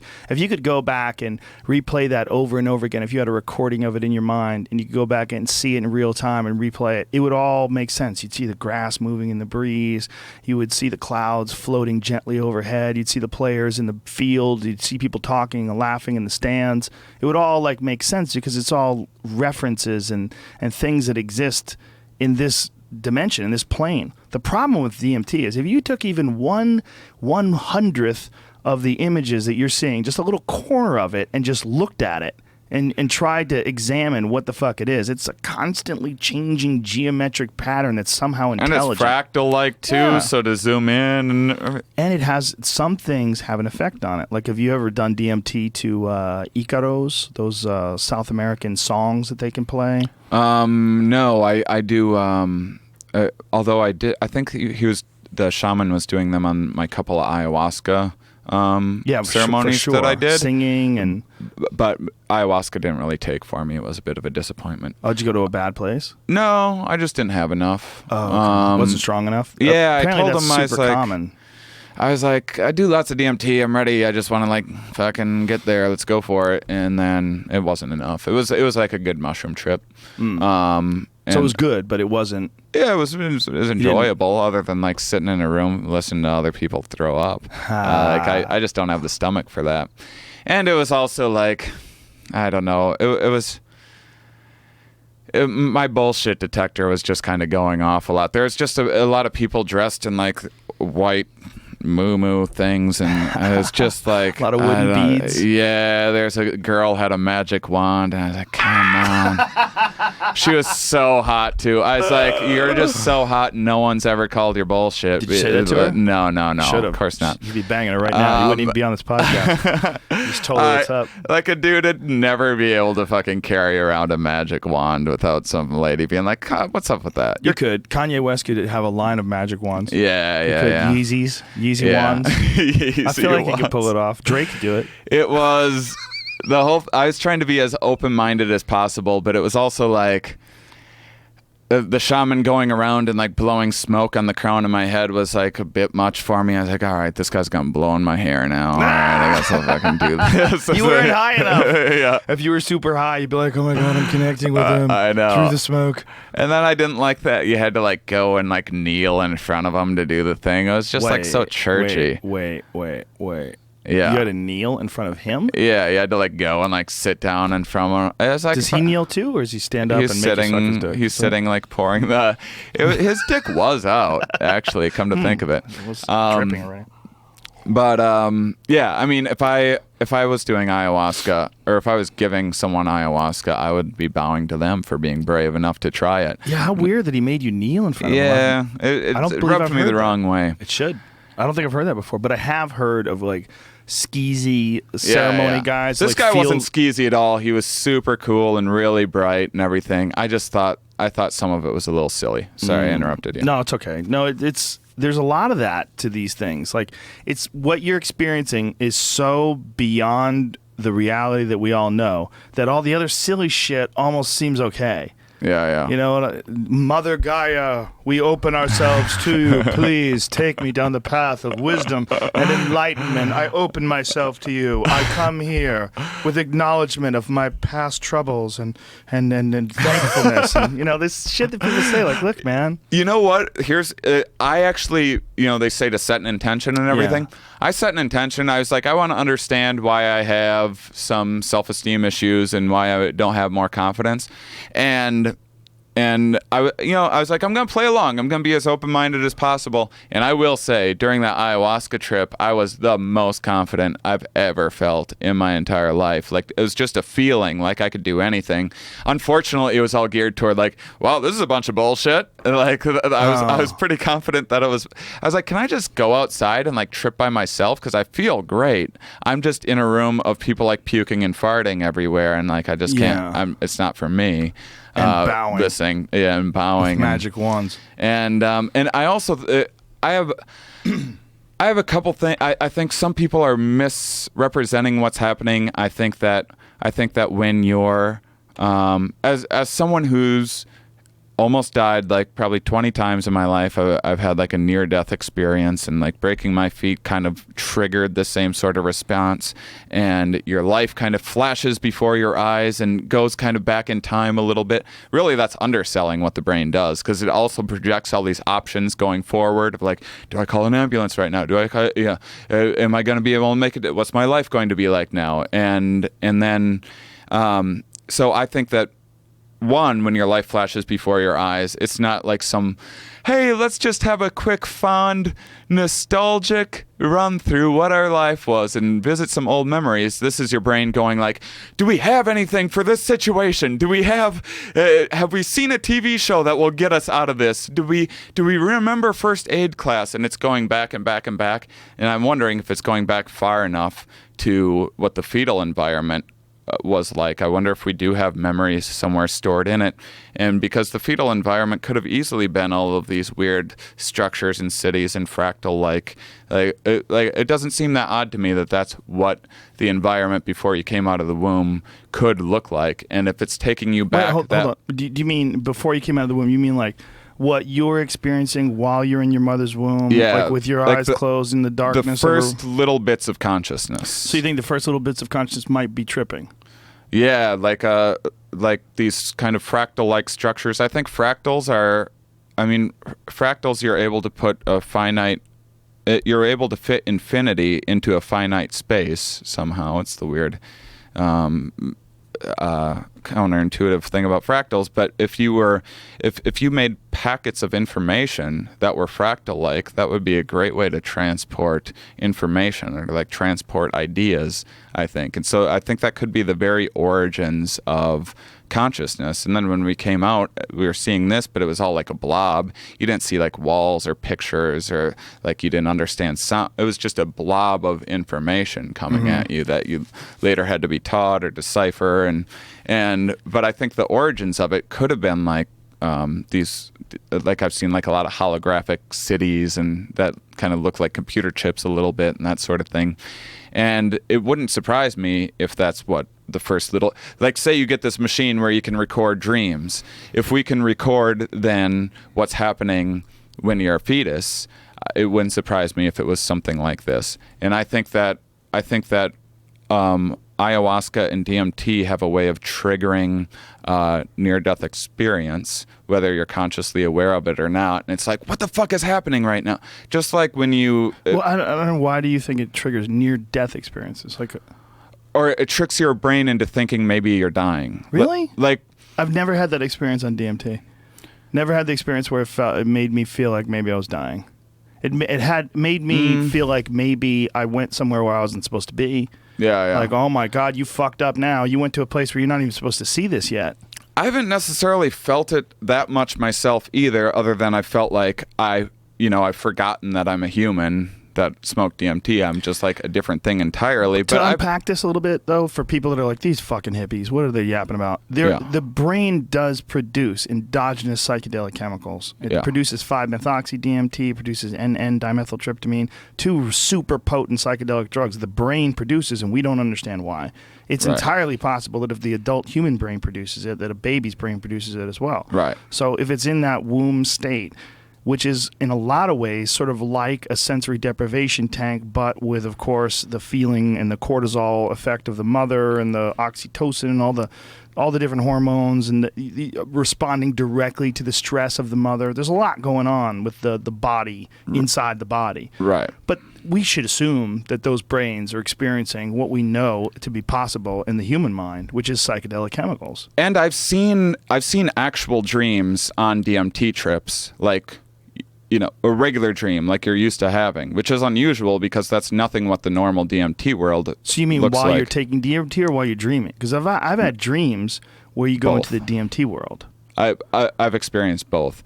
But I've smoked DMT and then I'd see like a guy like walking down a hall holding a box, and then I'd look at him and he'd look at me and be like, uh-oh, and then start like twitching like there was a glitch in the metrics, and he's like, uh-oh, like making fun of me. Wow. And then he'd just reach back and grab the wall and pull it, and it would be like this veil that then it became the whole world and started like the DMT space that you're more familiar with. If you could sell that in a virtual reality environment, here's the game. You wake up, you're in a classroom, you lift your head up like, oh, I must have fallen asleep in class and everybody left me here. Right. And you go out in the hallway and there's a guy walking down the hallway and he's carrying a box of books and you go, excuse me, and you go up to him and you grab his shoulder and he turns and looks at you and goes, That would be the shit. Yeah. That's inevitable, though. They're going to be able to figure out a way to create a virtual. It's one of the things that actually McKenna believed, that they were going to be able to figure out how to create a virtual DMT world, which would give people the DMT experience without actually taking DMT. Mm-hmm. So that your brain would somehow or another synchronize with this virtual world, and you would have a full-blown DMT trip. And this is, he thought this up.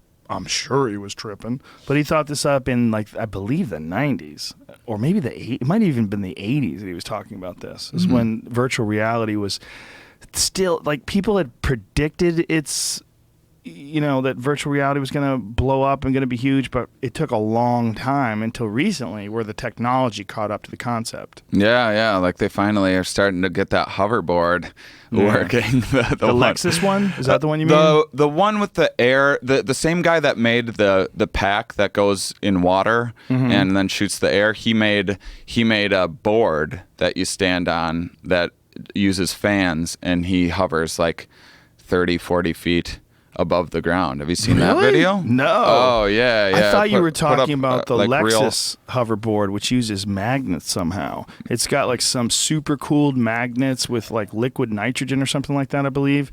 And the Lexus one is really cool. Because, I haven't seen that. Well, it's sort of a proof of concept. And what they're doing right now is they're using it, and the guy stands on it like a skateboard, and he sort of slides around on things, and it's only a couple inches off the ground, but it's clearly floating. Like, look at here. No, this isn't the other one. This is the other one? This is another one called the Arca board.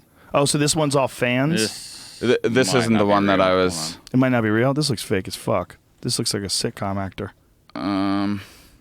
Whoa, is that real? So... I could run faster than that. I'm not impressed. Find the Lexus one. Whoa, that is pretty dope, though. So is this real? I don't believe that guy. Oh, wow, a bunch of fans. Okay. Hey, so if you just put flyboard air test 1. Go to the Lexus thing first. I want to show you this Lexus thing because I know you haven't seen this. This is I think the Lexus one's on magnets and stuff. Yeah, it's super cooled magnets with some sort of liquid nitrogen. Look at that. See how it's all that air that's coming out of the bottom? That's the liquid nitrogen. So I think Lexus is assuming that this technology, sort of like Back to the Future's shit, that this technology is eventually how we're going to get around with cars. And one of the interesting things about that, if they really do figure out how to do this, if we get around in cars that are not connected to the ground with wheels, even though there will be momentum as we collide with each other if we fuck up, it won't have nearly the same kind of impact because you won't have the friction of the road that makes the vehicle absorb the energy of the other vehicle. Right. It'll absorb it a little bit and then bounce you back. Yeah, and then, well, with having eventually our power lines will be superconductors too, so it's, they're cooled down enough so you're not losing all that. You're losing something like a quarter of the energy is just lost in the wires in transit. Right. So I had. Did he find the flyboard? Yeah. Here it is. Okay. Flyboard air test. Holy shit! This guy's flying. Yeah. Okay, this is way cooler than that other piece of shit. Yeah. The other this is people should amazing. just quit. This is nuts. How long can this guy stay on this thing for? I think like 5 or 10 minutes or something like that. And watch him stick this landing too. It's incredible how much control he has over it. This is amazing. Now, is this available for public consumption? I think it will be. Are you a representative of this company? Has this been a ploy? I hope to be. Look at the I will happily represent the hoverboard company. I want to be associated with them. Look at that crazy wind that's coming from it. In that other frame, you could see, like when there's a dark background, you could see the force of the air below it. Back up a little bit, Jamie, so you could see the force of the air below that thing. See if you can, yeah, look at that. See that force? Like back up a little bit so you can see it. Like look as he's flying, how much air that thing must be pumping. Look at that. That's crazy. And it's fucking up the water underneath it as he's swimming around, or is flying around rather. That's incredible, man. Oh, yeah, watch the landing. Here. Look at how accurate this is. Wow. Look at that. That's like a 5x5 space that he just landed dead center of. And he landed right next to two guys that were so confident they just stood there while he's flying around on what looks like it's like a box. Yeah. It doesn't even look like a skateboard. It looks like a circular, like a small trampoline. It's so small. Yeah. Fucking amazing. Mission 1 coming soon. Flyboard. What is the date of this video, Jamie? It's like a year ago, maybe. April of this year. Oh. It's just a matter of time before someone has one of those and they're flying right in front of your window, jerking off on your house. It's 100% going to happen. Right? Someone's going to be the first guy. And then they're shooting down drones. Someone's going to shoot one of those Someone's guys. going to go to Britney Spears' house and whack off on her roof, and they're going to get arrested. Yeah. And it'll be like the new thing. Like planking was a thing for a while. Jerking off on Hover jerks. Famous people's houses will be a new thing. Yeah, we're going to not be able to control the skies. It's sort of like the ocean. I think the ocean is fascinating for friends who I have friends that have boats, like guys who like to go fishing. And I never had a boat. But one of the things that I've always thought was incredible is like if you live like say Marina Del Rey or something like that, and you have a boat and you hop out in your boat, you just go out into another world. You're a fucking space traveler on a boat, and you're roaming around this enormous swath of ocean. Yeah. And you're free to go left and right and up and down, and there's no roads and there's no restrictions. You can do whatever you want. So I can't believe like people are so. I mean, I think space travel is exciting and everything, but everyone's like, "What if we found aliens?" It's like there's aliens. They're in the ocean, and it's cheap to get to them. Just go down. Every time we go down deeper, we discover all these new worlds down there. And they're constantly finding crazy new life forms. I wonder if what the number or the percentage of documented life forms in the ocean are, because they're always finding new freaky variations. Did you ever see that squid that they found that has crab legs? No. Yeah, it's crazy, man. It's a giant squid that they found in Mexico, and it was a camera that was attached to one of those oil rigs. So they were essentially just checking the oil rig, and there was this thing that was floating right next to the oil rig, this really freaky looking alien squid that has like crab legs. Like really bizarre, like obvious bends to the legs. Like check this out. Look at this. Look at that fucking thing, man. Like, look how long its tentacles are. It's enormous. This is 2007. What's the name of this video, Jamie, so people could... Alien-like squid filmed at oil drilling site is this the one I picked. But that's exactly what I would call it.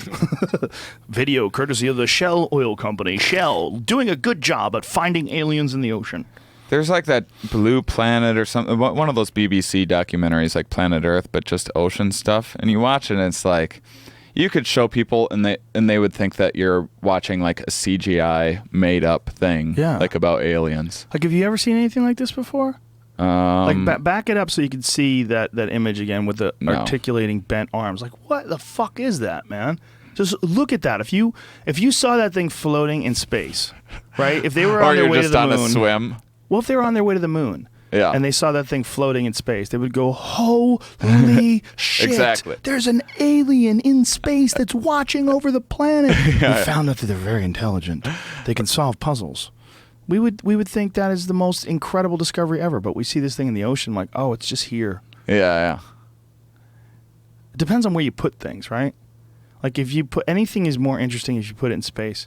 There was an orange. We found an orange on the moon. Oh my God. And there's like that, like I was talking about how your brain perceives things as metaphors. Everything that's like getting high is good, or you're feeling like up, or rather than down is bad, and hell's under the earth and heaven's up in the clouds and stuff. There's something, I don't know if it's just this natural, like, our inherent fight against gravity that makes us think like that's what you want to obtain, to lift off, to be up there, Well, don't you think hell is definitely because of volcanoes? I mean, it only makes sense. Well, yeah, makes sense. I mean, have you ever been near a volcano before? No. The Big Island has awesome tours. You could hop in a helicopter, you could fly over the Big Island of Hawaii, and you could actually watch the island grow, because the island grows something like a foot a day or something like that. Like you can literally see the lava come out of the chutes and go into the ocean and create new land. That's awesome. Fucking awesome. Yeah. And you're flying over this helicopter. You're flying over this volcano, and you look down into lava. You see the very center of the earth oozing out of its zit. out of this weird surface, which has created the entire Hawaiian island chain, by the way. The entire Hawaiian island chain is just volcanoes. That's all it is. Volcanoes in the middle of the ocean that erupted millions of years ago and poked their way through the top, and they're constantly growing and changing. Reality is far more interesting than what humans were able to make up in their wildest fantasies of trying to explain what was happening. Well, once we get a grip on reality, or we get a good account of reality, then you can get pretty creative with your imagination. But You're right, yeah, right. but the actual reality of space is insane. The idea that there's hundreds of billions of galaxies out there, and that each one of them has, infinite possibilities about what kind of planets are on there, or how far they are from their stars, how many stars are in the solar system, what else is out there in terms of life, what are the possibilities of things surviving out there. They think that it's possible that some living things could maybe even survive in space, detached from a planet. Right. I mean, even the reality of evolution, when you get far enough into it and you look at all these different examples, the reality of evolution is actually crazier than there was a God and he had a son named Jesus. Right. It's also more accurate. But I remember I used to be like, how could anyone believe? I was very angry. I was raised strictly Catholic, so I had some bitterness about all of that. And but then once I started learning more about evolution, and it's just like, oh, I didn't know half of this stuff. It's no wonder these people, no one's been given the opportunity to learn it. When you're brought up in a small town and that's just your upbringing, Right. Whatever. Yeah, I mean, man, just stop and think about the Big Bang. If you want to mindfuck yourself, think about the idea that these scientists are proposing that the universe itself, everything that you see, was smaller than the head of a pin and had infinite mass. And somehow or another it exploded and created everything we see in the stars today. What? Are you sure? And that's under debate. I mean, there's other proposals. There's other scientific ideas that have been bandied about, parallel universes, brains, membranes colliding, that there's different universes and dimensions that are just slightly separated from each other and they collide, the endless process of expansion and contraction, and that's what happens, that the entire universe expands infinitely and then pulls back into an infinitely small spot, and then every X amount of billion years just repeats the cycle. Yeah, and I mean, I think that our brains are endlessly fascinating too. Just that, I mean, humans like to give themselves a lot of credit, but I think that we have kind of like the movie Inside Out. I think we have vast universes inside of our head that seem all expansive, and because I think that dreams and hallucinating are coming from from inside the mind. I don't believe that you're connecting with different dimensions and stuff like that, but it certainly looks like it, which means you have, if I'm right, which who knows, then it means that you have this whole multiverse set up just for running all these different tasks, just for walking around and making decisions. There's entire universes inside of your head. Which is totally possible. But I don't have a position. I don't have a position on whether or not it's in my mind or whether or not it's real. And I think it's entirely possible that we need to consider the possibility that everything that's in your mind, everything that's imaginary, is actually real. Meaning that the imagination is responsible for every single thing any human has ever done. Every car that's ever been built, every podcast that's ever been made, every television that's ever been designed, all of that has come out of the imagination. The imagination is this strange force inside of human, quote-unquote consciousness that living physical, or not living, but solid physical things come from. Literally, it's the seed of these solid physical things. So when we say that, we're imagining or hallucinating that we're experiencing some divine entity that comes to us from another dimension, explains the universe and the nature of reality, it's entirely possible that that is a hallucination, meaning that physical thing, you can't kidnap it, you can't throw a net on it and bring it back from, the wormhole and plop it down in front of the police department and say, look, I found it, proof of another dimension, I brought something back. Right. But if you went to visit with God, say if someone proved that there is a heaven and that God is real, and you can have a brief visit with God. And you go to God and you talk to him, and in 15 minutes he explains the nature of the universe and love and the concept of positive energy and all these different things. Please take this back with you. Please take this back with you and do what you can to make the world a better place.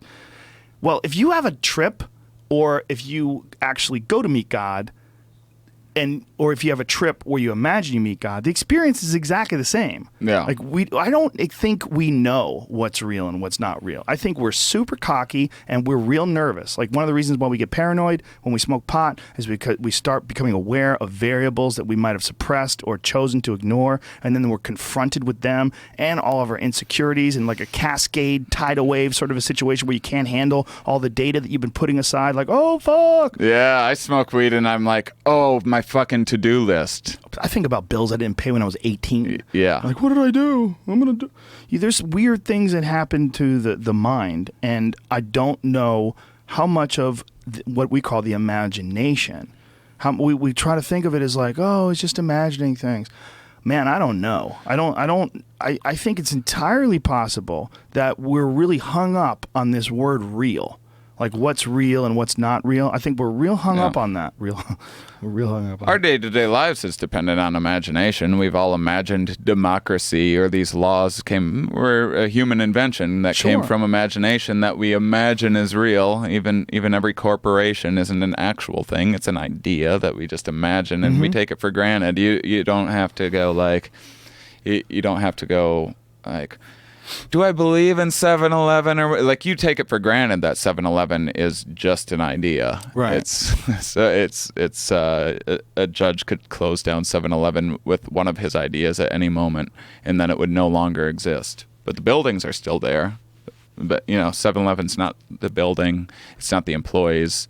It's just an idea. An idea implemented in the physical form that you can experience. Right. You can go and touch it. You can walk in the door. You can smell it. But I just don't know if that makes it real, and then everything that happens to you in your dream is not real. I don't know. I don't know what real is in terms of like if you want to be successful in this world. If you want to be successful in this material world, you have to consider the fact that laws are real. You can't drive 1,000 miles an hour in a 20-mile zone. You can't punch babies. There's a lot of real consequences for real actions because this world has rules, right? Right. But it doesn't mean that the trips that you have, these intense, transcendent psychedelic experiences, are hallucinations. It doesn't mean that they're not real. It means we might be entirely hung up on containing our consciousness and our thinking and our awareness to what we can touch and bang on and pick up and measure. And look, I put it on a scale. I know it's real. And these physical laws that we've applied to like this reality, what we call reality, I don't necessarily know. I think that it's entirely possible to me that might be a limiting factor on how we perceive the universe around us, and that it's left over from having to worry about predators and hunting and gathering, and we're moving, I believe, slowly away from that. Yeah. Not even slowly. And I think our ability to alter reality through virtual reality and even through our understanding and application of psychedelic drugs. There's psychedelic technology as well as virtual technology, and all of these things are giving us this ability to change the concept of real. Like the realm of possibilities as we can imagine Expands it. dramatically. I mean, who's even to say that punching babies is a bad thing? I mean, who cares? I love babies. How dare you? You fucking single guys and your baby punching ways. But here's where I try to be very, very skeptical of my trips, because I've like seen God in different universes and like the whole bit, and it seemed like as real as anything I've ever experienced did. My problem with my memory and perception of it is that it's just like such a short amount of time, and it's so different and so exciting that I think that the brain just automatically, I think that's very salient, and the brain really attaches to these new and novel, new information that's very exciting, and it's a little scary too. Your brain remembers scary things a lot, triggers a bit of a stress response. And I think that I like to say that imagine instead there was someone who was born on it was like they just have the brain chemistry, like their brain's on LSD all the time, and then one day, things are rainbow colored or whatever, and that's fine. And then one day when they get around just fine. And then one day when they're 30, someone gives them a pill that brings them to our reality. It would seem just as mind-blowing and just as true. Like, I get it now. There's like these things called jobs and like these entry-level positions and like these hierarchies, and you can, if you show up on time each day, you can establish yourself in this hierarchy, and you'd, if you went in on different days, it would seem like a different world. Like, I thought I had it all figured out, but then I was like this person that was in a cube typing away, and then you think you have that figured out, and then you hit a casual Friday, and you're like, it was weird. I thought they all had uniforms, and then they all looked different. Like this to me, this perception is just as much the trip as any psychedelic will ever get you on. It's just that's such a short amount of time. This reality is very bizarre. Yeah. And we're accustomed to it. Yeah. We're just I think used also to it. it's entirely possible that your reality is different than his reality, than my reality, than another person's reality. Than what you were talking about before, being how the way you view the world and how the world seems to you is more fucked up when you're hurt. Like when you were injured. Yep. It might entirely be possible that when you make good decisions, when you decide to take care of your body, when you decide to eat healthy, when you decide to meditate or do yoga or practice mindfulness or set out an intention for your day and say, today I'm not going to complain about anything. I'm going to show up on time. I'm not going to complain. I'm going to be a nice person. I'm going to try to. When a negative thought comes into my brain, it's going to be a mandate. I'm going to do my best to push that out and replace it with a positive thought. When someone chooses to exercise like that sort of a protocol, chooses to go forth with like a list of things that this is how I'm gonna treat life, this is how I'm gonna think about life, and I'm gonna be fluid while I'm doing it, but I'm not gonna allow all these things that I know to be detrimental aspects of life. I'm not gonna allow those in if I can help it.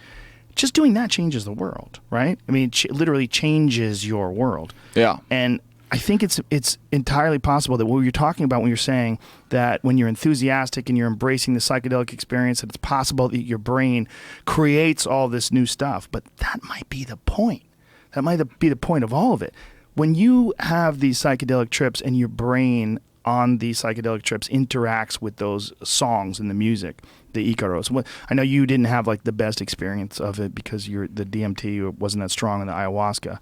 But I've had experiences with the songs where you see the experience moving to the song. Well, if a song can alter the way, and I know there's something special about sounds and music. There's a special connection between creative sounds that people have put together and concocted and put together in some sort of a beautiful song. There's a response that the body has to those, like like if you're on a treadmill and a great song comes on, you feel like you could run faster. Yeah. The music contains some there's sort of inspiration. Songs, well, there's an effect, right? But that effect also has an effect on the psychedelic world. When you're tripping, those songs have an effect. Yeah. My thought is that your mind and your attitude might not just have an effect on experiences when you're running into people. It might have an effect on the psychedelic dreams. It might have an effect on your future.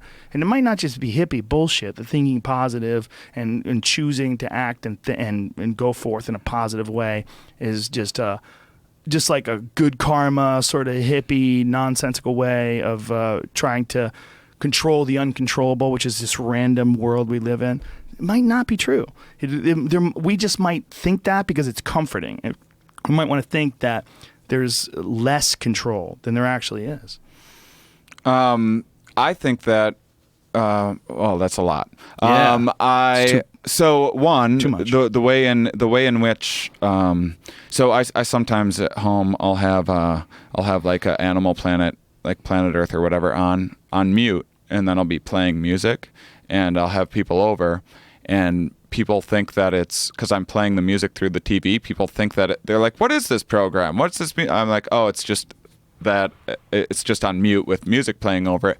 But if I don't tell people that, they'll be watching it, and if it's like a happy-go-lucky song, they're like, oh man, these animals sure got it good, don't they? Look at how relaxing that looks, just laid out in the sun. And then if it's like a real intense dark song, they're like, oh my God, are they ever gonna make it? Like, it completely changes their perception of it.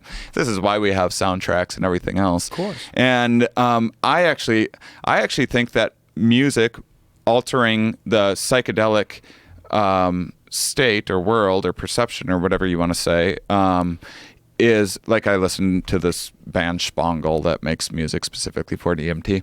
I think that's used one of my rants.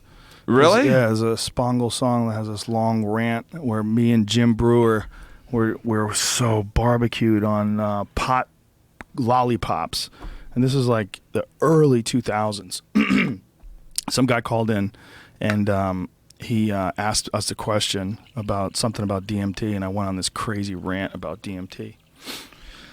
And they put it in a song. That's I wouldn't want to hear that while I'm tripping. I don't like when there's words in their songs. I try to only listen to music ones. Way too aggro and super enthusiastic, but I was just hanging out with my friend, and we were just so high we barely should be talking to people. Definitely not answering phone calls.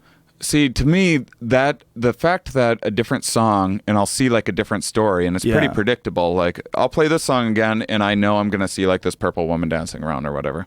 And the fact that influences that perception, that world that you're in, is more of an indicator to me that it's coming from within your head and not like transporting you to a different dimension or making you perceive a different dimension. Because why would it influence that dimension? A better example, I smoked DMT once, and I had my dog jumped on my lap while I was on a DMT trip. Whoa. And then it came into my DMT trip like all colorful and in codes and stuff. Wow. And then I saw like kind of a bit of a dream state of where I saw myself setting my dog down, but I was like sitting in a different spot. I was at the kitchen table, and it's where my dog would normally jump on my lap and where I'd normally be like, no, and sit down. And so it was like accessing that part of that brain that has the memory, like, this is when we put the dog down. And then I lifted it off of me. And I think there's all these, I see lots of things like that, like these exemplars, like these kind of prototype objects that your brain is using to retrieve. Like if you're going to throw a frisbee, I think that you're accessing like this ideal frisbee throw in your mind. You can probably close your eyes and picture it right now. And I think that that's in there, like these prototypes that our brain draws off of, because I've seen that on a DMT trip, like a silhouette of like a perfect frisbee throw, and then the guy's like 100 times doing like the same movement or whatever. And just things like that make me think that it's just some neural process and how the brain interprets reality at different levels. You might be right, or they might not be mutually exclusive. They might intertwine. It's entirely possible that everything is connected, and that when you are imagining things in the DMT realm, you're imagining things in another dimension, and they're happening in that dimension because your imagination can create things in that bizarre, detached from your body world that you experience under intense psychedelic states. It might not be mutually exclusive. It might not be, oh, this is all my imagination. That might be true. You might be creating this, but that also might be real in that dimension, in that state. As far as real goes, this 15-minute lifetime, that's what you have. You have a 15-minute DMT lifetime. You're there for 15 minutes, and it feels like a lifetime. 5 minutes most of the time. You got to go deeper, son. How many hits you take? How many hits are you taking? I usually use a vape pen. And a vape pen? Yeah, I have. Why do you use one of those? Because it's a lot smoother. And you can just draw bigger hits, and it's fast. It's like a oil vaporizer. It has like a little cup in it, and you put the DMT in this little cup. And okay, so you're not talking about like a blue cigarette pen. No. You're talking about like a fat one, like you would use for your vaping your tobacco. Yeah. Okay, so it's not really a pen, right? Like more of a vape pipe. Yeah, like a fat thing. It's pretty. put in G pen. And you're doing like I have a G pen. I know what it is. Yeah. It's So one of those. You do. I've tried so many different methods of smoking it, and that's just I think the most The best. potent way. And so I had an intense one about a week or two ago, and I had about 6 big rips, but I was already in there, Ooh. and then I had 2 more Woo. big ones. While you were in there. It was a bit much. It's going to be a little while before I can get back in there. Yeah. Yeah, I'm going to have to process for a while. I went for years after one where I didn't want to go back. Yeah. I Years. went months recently. It was so heavy that reality was the way I described it was very slippery for like 2 weeks. Or Yeah. everything seemed fake. Like driving cars, I was constantly worried about cars flying over from other lanes and smashing into my windshield. Like all this weird paranoid thoughts. Whereas what I logically and objectively feel like it's possible that it was the ego trying to regain control by like activating distress and like physical worry sort of intentions, like worry about strangers, worried about random crime or accidents or things along those lines. That it was like my brain was like, hey, the world's a hard fucking place. It's like the conservative right wing aspect of the mind sort of kicks in tenfold. Yeah. I've experienced that. I've experienced where I'm walking down the street and then I have to be like, wait, is this real or was that real? Because it seemed really real. But here's my take on it is that DMT is too perfect. Like everything's too perfect in there and symmetrical. Like it would take, say this world that we know is a simulation. It would take far more computational power to put all these little flaws in, to put like a spill on the coffee table or whatever. It was 11 billion years since the Big Bang and 4 billion years of evolution, all to get this fucking little spill on a coffee table. Whereas DMT is like these. You can make good DMT representations just using some fractal programs Or Alex Gray paintings. Yeah, and that's with like we're doing this with computers that we built and we're monkeys.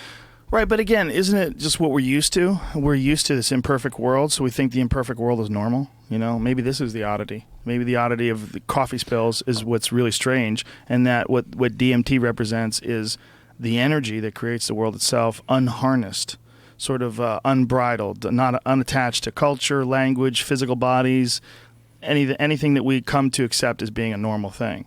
I think there's a perfect world simulated within our mind that we're trying to act out on. Right, but why make that distinction is the question. And not that there's anything wrong with what you're doing versus what I'm doing, but why make a choice that it's in your mind versus what a lot of people like to say, who the fuck knows? Yeah. No, I say who the fuck knows as well. Right. I'm just trying to be objective, scientific, skeptical of my own perceptions, because when I'm in there, I'll come out and I'll be like, I just saw God, no doubt about it. Do you feel like, and this is one of the reasons why I'm getting to this line of questioning, there's actually a point to it. Do you feel like, because I know that you do a lot of stuff with science and a part of your presentation, your comedy show involves science. When you're under the scrutiny, and this is a very good thing, of other scientists and other people that are going to judge what you're saying and making sure that you're correct about your facts, do you find that you tend to be more skeptical or tend to lean towards Occam's razor, more acceptable answers, more scientifically plausible, or at least more scientifically acceptable in like academic circles? Absolutely. I think that my brain just likes working that way anyway. I was always like a big fan of math and very good at it, and I kind of liked numbers because you could make sense of the world and I would say that I was actually scared to the psychedelic show that I do now. I was planning on doing it like 5 years from now or something. It was just, I've been sitting on it for like a couple of years really. And I was like, well, once I'm like a bigger name or something, then maybe I'll have the power to go out and do this, because I have my podcast. I interview scientists each week and I need to reach out to these people. I'm like, oh, I don't want them thinking I'm like some burnout or some lunatic or something like that. So absolutely factors in my perception of things, as does, also none of my memories of any of this stuff are reliable. It'd be interesting with your with the idea you're talking about before, if you scanned someone's brain and then you watched the replay of them hitting a home run or something, well, that memory wouldn't necessarily be accurate. In fact, there's a good chance that it wouldn't be. Yeah. And so you could see how people's memory looks as opposed to what was actually captured on CCTV or whatever it might be, you know? Well, as your example, the hot and cold thing, but how all the different factors that sort of are involved and how you feel about things. Yeah. And just everyone also, we're very ego driven. We tend to think that we're smarter and more attractive and more skilled driver or whatever else it might all be. the above. Everything. Yeah. Do you know the study where they took the faces and they morphed them like 10 degrees 5 times in each way to make them more or less attractive? So you take your face and then you make it 10% more symmetrical, 20% more symmetrical, so on to like 50%, and then you make it less symmetrical, and so you have a real wonky face by the end on the ugly one, and then you mix up all of those faces, and you have and you flash all of the pictures all mixed up to a person and give them like a second to pick it or whatever, and people people predictably will pick the one that's 10 to 20% more attractive. So you think of yourself as like 10 to 20%, like around 15% smarter, more attractive, more skilled at driving, whatever it might be, because that gives you the confidence, which is often beneficial in life. But you're not thinking 30% more because now you're delusional. Right. You know? Some people do, though. They tip that scale. And there's people with low self-esteem that don't, Yeah. There's a lot of factors. Yeah, there are.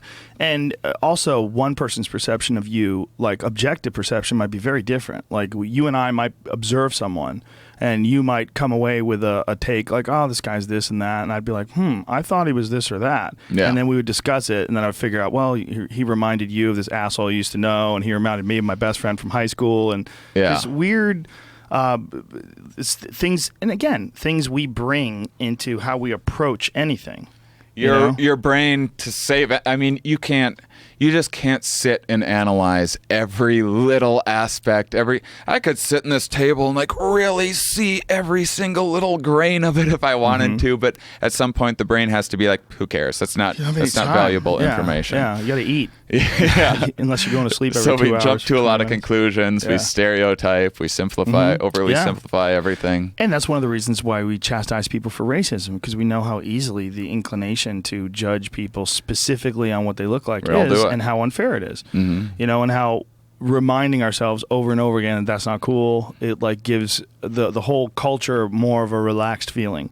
You know, this humans are so strange, man. It's so cool to be a person. It's so bizarre when you think about all the variables and the possibilities of human behavior and how different cultures accept certain things, and we look different, and we live in different climates, and we're such an odd fucking creature that's just completely overwhelming this globe. Yeah, existence is a bizarre thing that I can't get my head around existence. I never really liked it that much. But existence? Yeah, I didn't. Before you broke your heels or after? Before. Really? When I was a kid. When you were all cross-fitted up, you didn't like existence? No, I did then. Yeah. See? Yeah, you're right. It works. You were healthy and vibrant. Yeah, you had all this energy. Yeah. I mean, when I was always like a young, angsty, like young man, very bitter about the world. A lot of comes from very that. Depressed.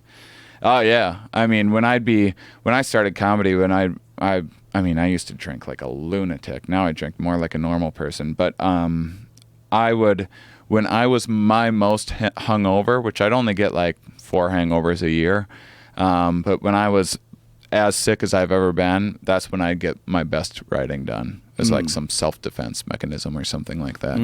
My brain doesn't operate like that anymore. But I think when you're in periods of extreme emotion or energy or just a transitionary moment in your life, whether it's a breakup or the end of a job or moving to a new place, it sort of kicks in this effect, the newness, the novelty of that experience sort of kicks in this effect where you want to express yourself. You want to sort of reestablish, your point of view on things, your perspective on things. A lot of great stuff comes from that. A A lot of great music, especially, right? I mean, teen angst and angst is like, where's the Nirvana without angst? Yeah.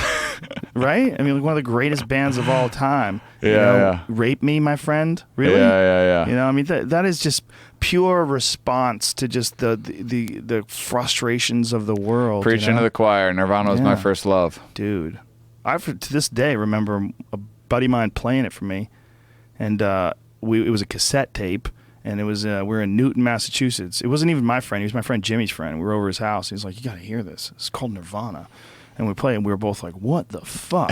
Like this guy's went deep. It smells like Teen Spirit, you know. I hadn't really listened to any music at the time that I discovered Nirvana. I discovered Nirvana through Weird Al. Did a parody of Smells Like Teen Spirit that I liked. And then I was like, that music sounds pretty cool. And then I found the real version. And that was like the first time I found I enjoyed music that wasn't a joke. My friend Eddie was in a band back in those days, and he was in a metal. He was like a metal band. And he was like, that song, like that band completely killed metal. It completely killed hair bands. Like Poison and those kind of bands, they just died. Yeah. Because they seemed so silly. Yeah.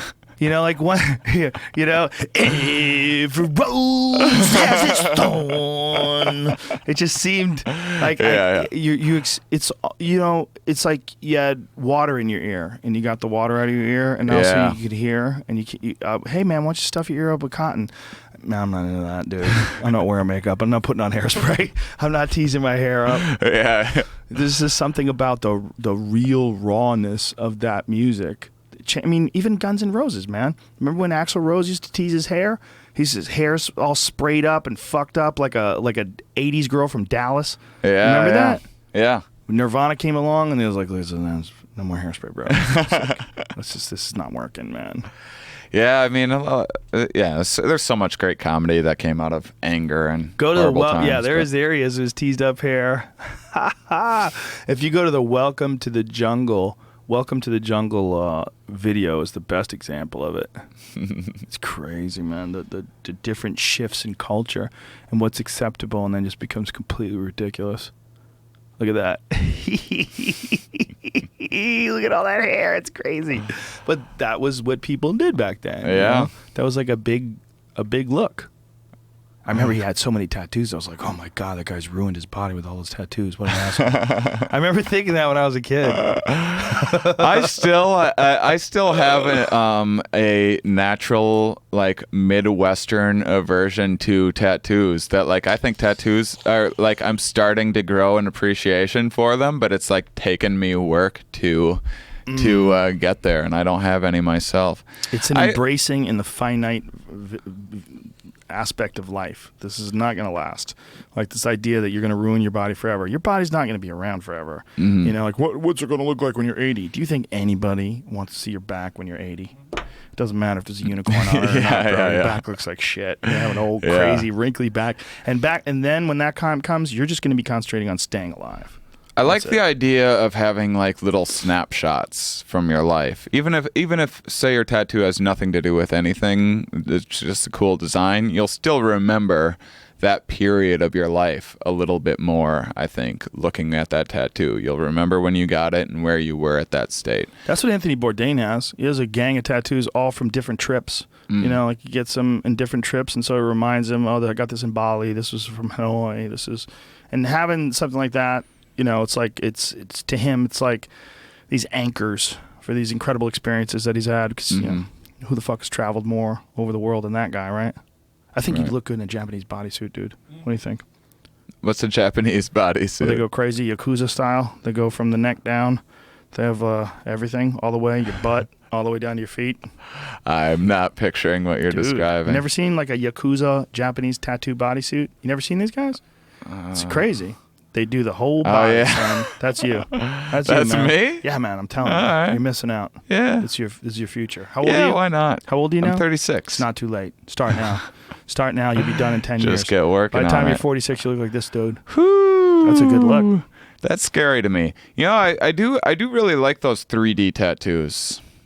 I think that like really good ones. Like, yeah. If you just like Google 3D tattoo images with like the girl's weird like creepy leg that looks hollow, Like that leg there. Like I think that looks cool as fuck. Oh yeah, that's amazing. That's one of the I best think ones that's I've beautiful. ever seen. That's incredible, really. Yeah. It's bizarre. It's so bizarre. She looks like a wood carving. If you haven't seen it, it looks like she's like a thin piece of wood we've carved out recesses in it.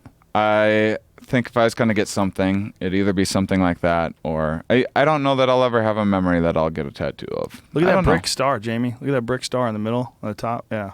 Whoa. Holy shit. Yeah. That's incredible. Yeah. Like, look what he's done to like the outer skin where it looks like ripped parchment. Yeah. And below it is all of his ideas. What a great fucking tattoo. That's a great tattoo. Yeah. It's you know, you got to find a good artist too. You got to have someone you trust to draw on you. Whoa, that guy's foot. That's fucking freaking me out, man. Maybe you should get that shit. Maybe you should get one just of your as ankle. a reminder to not jump so much. Well, no, I still with all am the not bolts like and afraid screws. of. Yeah, I still love heights to this day. Really? Yeah, I won't jump off shit anymore because I'd feel silly if I hurt myself again. But I can't get enough of them. Did you see that? I put a video up on Instagram a couple of days ago that someone sent me. Oh my god! Oh my The one god! James Kingston just posted of him up in Hollywood. That's not as freaky as the one that I put. It is pretty freaky, but this other one is freaky because it's like most of it is looking down and jumping down like to their feet on these little ledges. Like, look at this. Watch this. Prepare to shit your pants. Watch this. Watch this guy. He drops down. Yeah. I mean, he's hanging over the edge. I'm freaking out just watching this.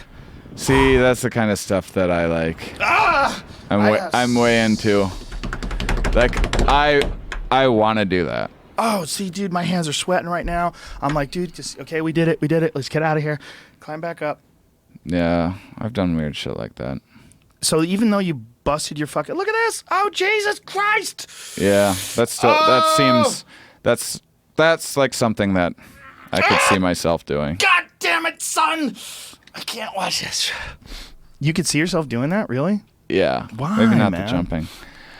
I don't know. I've always been a bit of an adrenaline junkie. I like pushing it a little too far. It gets me in trouble sometimes. Well, I guess it did that one time. Many times in my life. Yeah. Yeah. More. What other times? I've like had to go to jail and stuff like that. What'd you And have to go to jail for? Just for like I've had just drinking mostly. Oh. Just like way back before I was a comedian or anything. I had a couple drunk driving tickets, and I've run from cops like 100 times in my life. They You've caught run me from cops? once. Yeah. In a car? No. Like on feet? On a car twice actually. Twice? But, yeah. The first time I got away. The second time I didn't. Jesus Christ, dude. You're a fucking criminal. Yeah. Shane Mauss, criminal. I just had like this very sheltered, wholesome upbringing that like fucked with my head because it just wasn't like, I just knew it wasn't reality, and I like just tried to do everything that I could to like rebel against it. What kind of car were you driving when you were running away from the cops? I was driving a '95 Honda Civic stick shift. All that happened was kind of cops are we raising? The guy that I know. So the cop was driving past me, and then he saw me, and then he had to turn around. Right. And I think I was like speeding or something like that. But he had to go past me and turn around, and it was like in my neighborhood. And I knew I just took a couple turns quick and hid behind a building, turned my lights off. And I saw him through these windows. It was real intense. Pull up to the stop sign. I saw him like looking for me back and forth through this road. And then I saw him take off in the other direction. And then I just fucking flipped around and I got the hell out of there. What was he trying? Awesome. What was he looking for you for? I think I was just speeding and Just I robbing think, banks. Yeah. I think who knows if I was like swerving or whatever else, or he just saw a kid that was, I was like 16, 17 at the time, saw a kid that was out at like 1 a.m. or whatever, and might have done something. I don't know. The second time when I got caught, this is so fucking stupid. I was driving and I was like flying. I don't know what my reasoning was exactly. Like I said, I was an adrenaline junkie, but I was like flying through stop signs and stuff. I was going like 70 miles an hour in a 20-mile-an-hour zone at like 3 or 4 in the morning. I was trying to get back to my friend's house before they went to bed, so I would have a place to crash. That was like my weird logic behind it. And also, it was fun for me to be drunk and driving this fast. And I blew through a few stop signs, and then I saw this car with its lights on, and I'm like, fuck, that's a cop. But I just kept on driving anyway, and that fast, and I kept on like swerving around corners, and he was catching up to me like pretty easily. And then when he put his lights on, I pulled over, and then he came up, and I was like, oh, thank God. I thought you were this person that was chasing me. They had this Dodge Neon that was like similar kind of, I made up like headlights that would look similar. A whole creative and stuff. story? Yeah, and there's like a couple cops showed up, and because they called me in when they're like, this is a chase. But as soon as the guy put his lights on, I pulled right over. And he I don't know if I was fucking fooling these two good dudes or what, but it's like, I think they're gonna let me go. And then this woman cop showed up that knew me, because I had like 11 underage drinking tickets and shit. She's like, is that Shane Mauss? He's like, he's up to something. Give him a breathalyzer. And she comes over, and I was wearing a winter coat, and she's like, what's in your pockets? And I looked down, and I had 2 beer cans in each pocket that like couldn't have been more obvious. Like, fuck. And I took them out, and then that was it. That was my second Dewey. Yeah. Never got another one. Good for you. Yeah. Yeah, that's a good time to end. I was least you I was learned. 20 years old, and I had a bit of arrested development. I was a bit immature, I was extremely rebellious, a bit of an adrenaline junkie. And Where can people see your show? Because we got to wrap this up. yeah, I have a 65 city tour Shit. with my show about psychedelics. It's called A Good Trip. So if you live in the United States, I will be in your area. I'm making a large loop around the U.S. and then a small loop. And it's Shane Mauss on Twitter. MAUSS.com, and it's Shane Comedy on Twitter. Shane Comedy on Twitter. Shane, Yeah. what is on Instagram? I don't have an Instagram, How actually. dare you? Who are and you? my podcast is Here We Are. So if you go to herewearepodcast.com, I have a different scientist on each week talking about the research. Cool. Thanks, Shane. This is a lot Thank of fun, you man. so much. I had a great time talking to you, Yeah, man. me too. I will be Thanks. back tomorrow with John Anthony of the famed Magical Egypt 1 and 2 DVD series. A fucking fascinating discussion on Egypt will certainly follow. See you soon. Bye. Thanks so much. Thanks.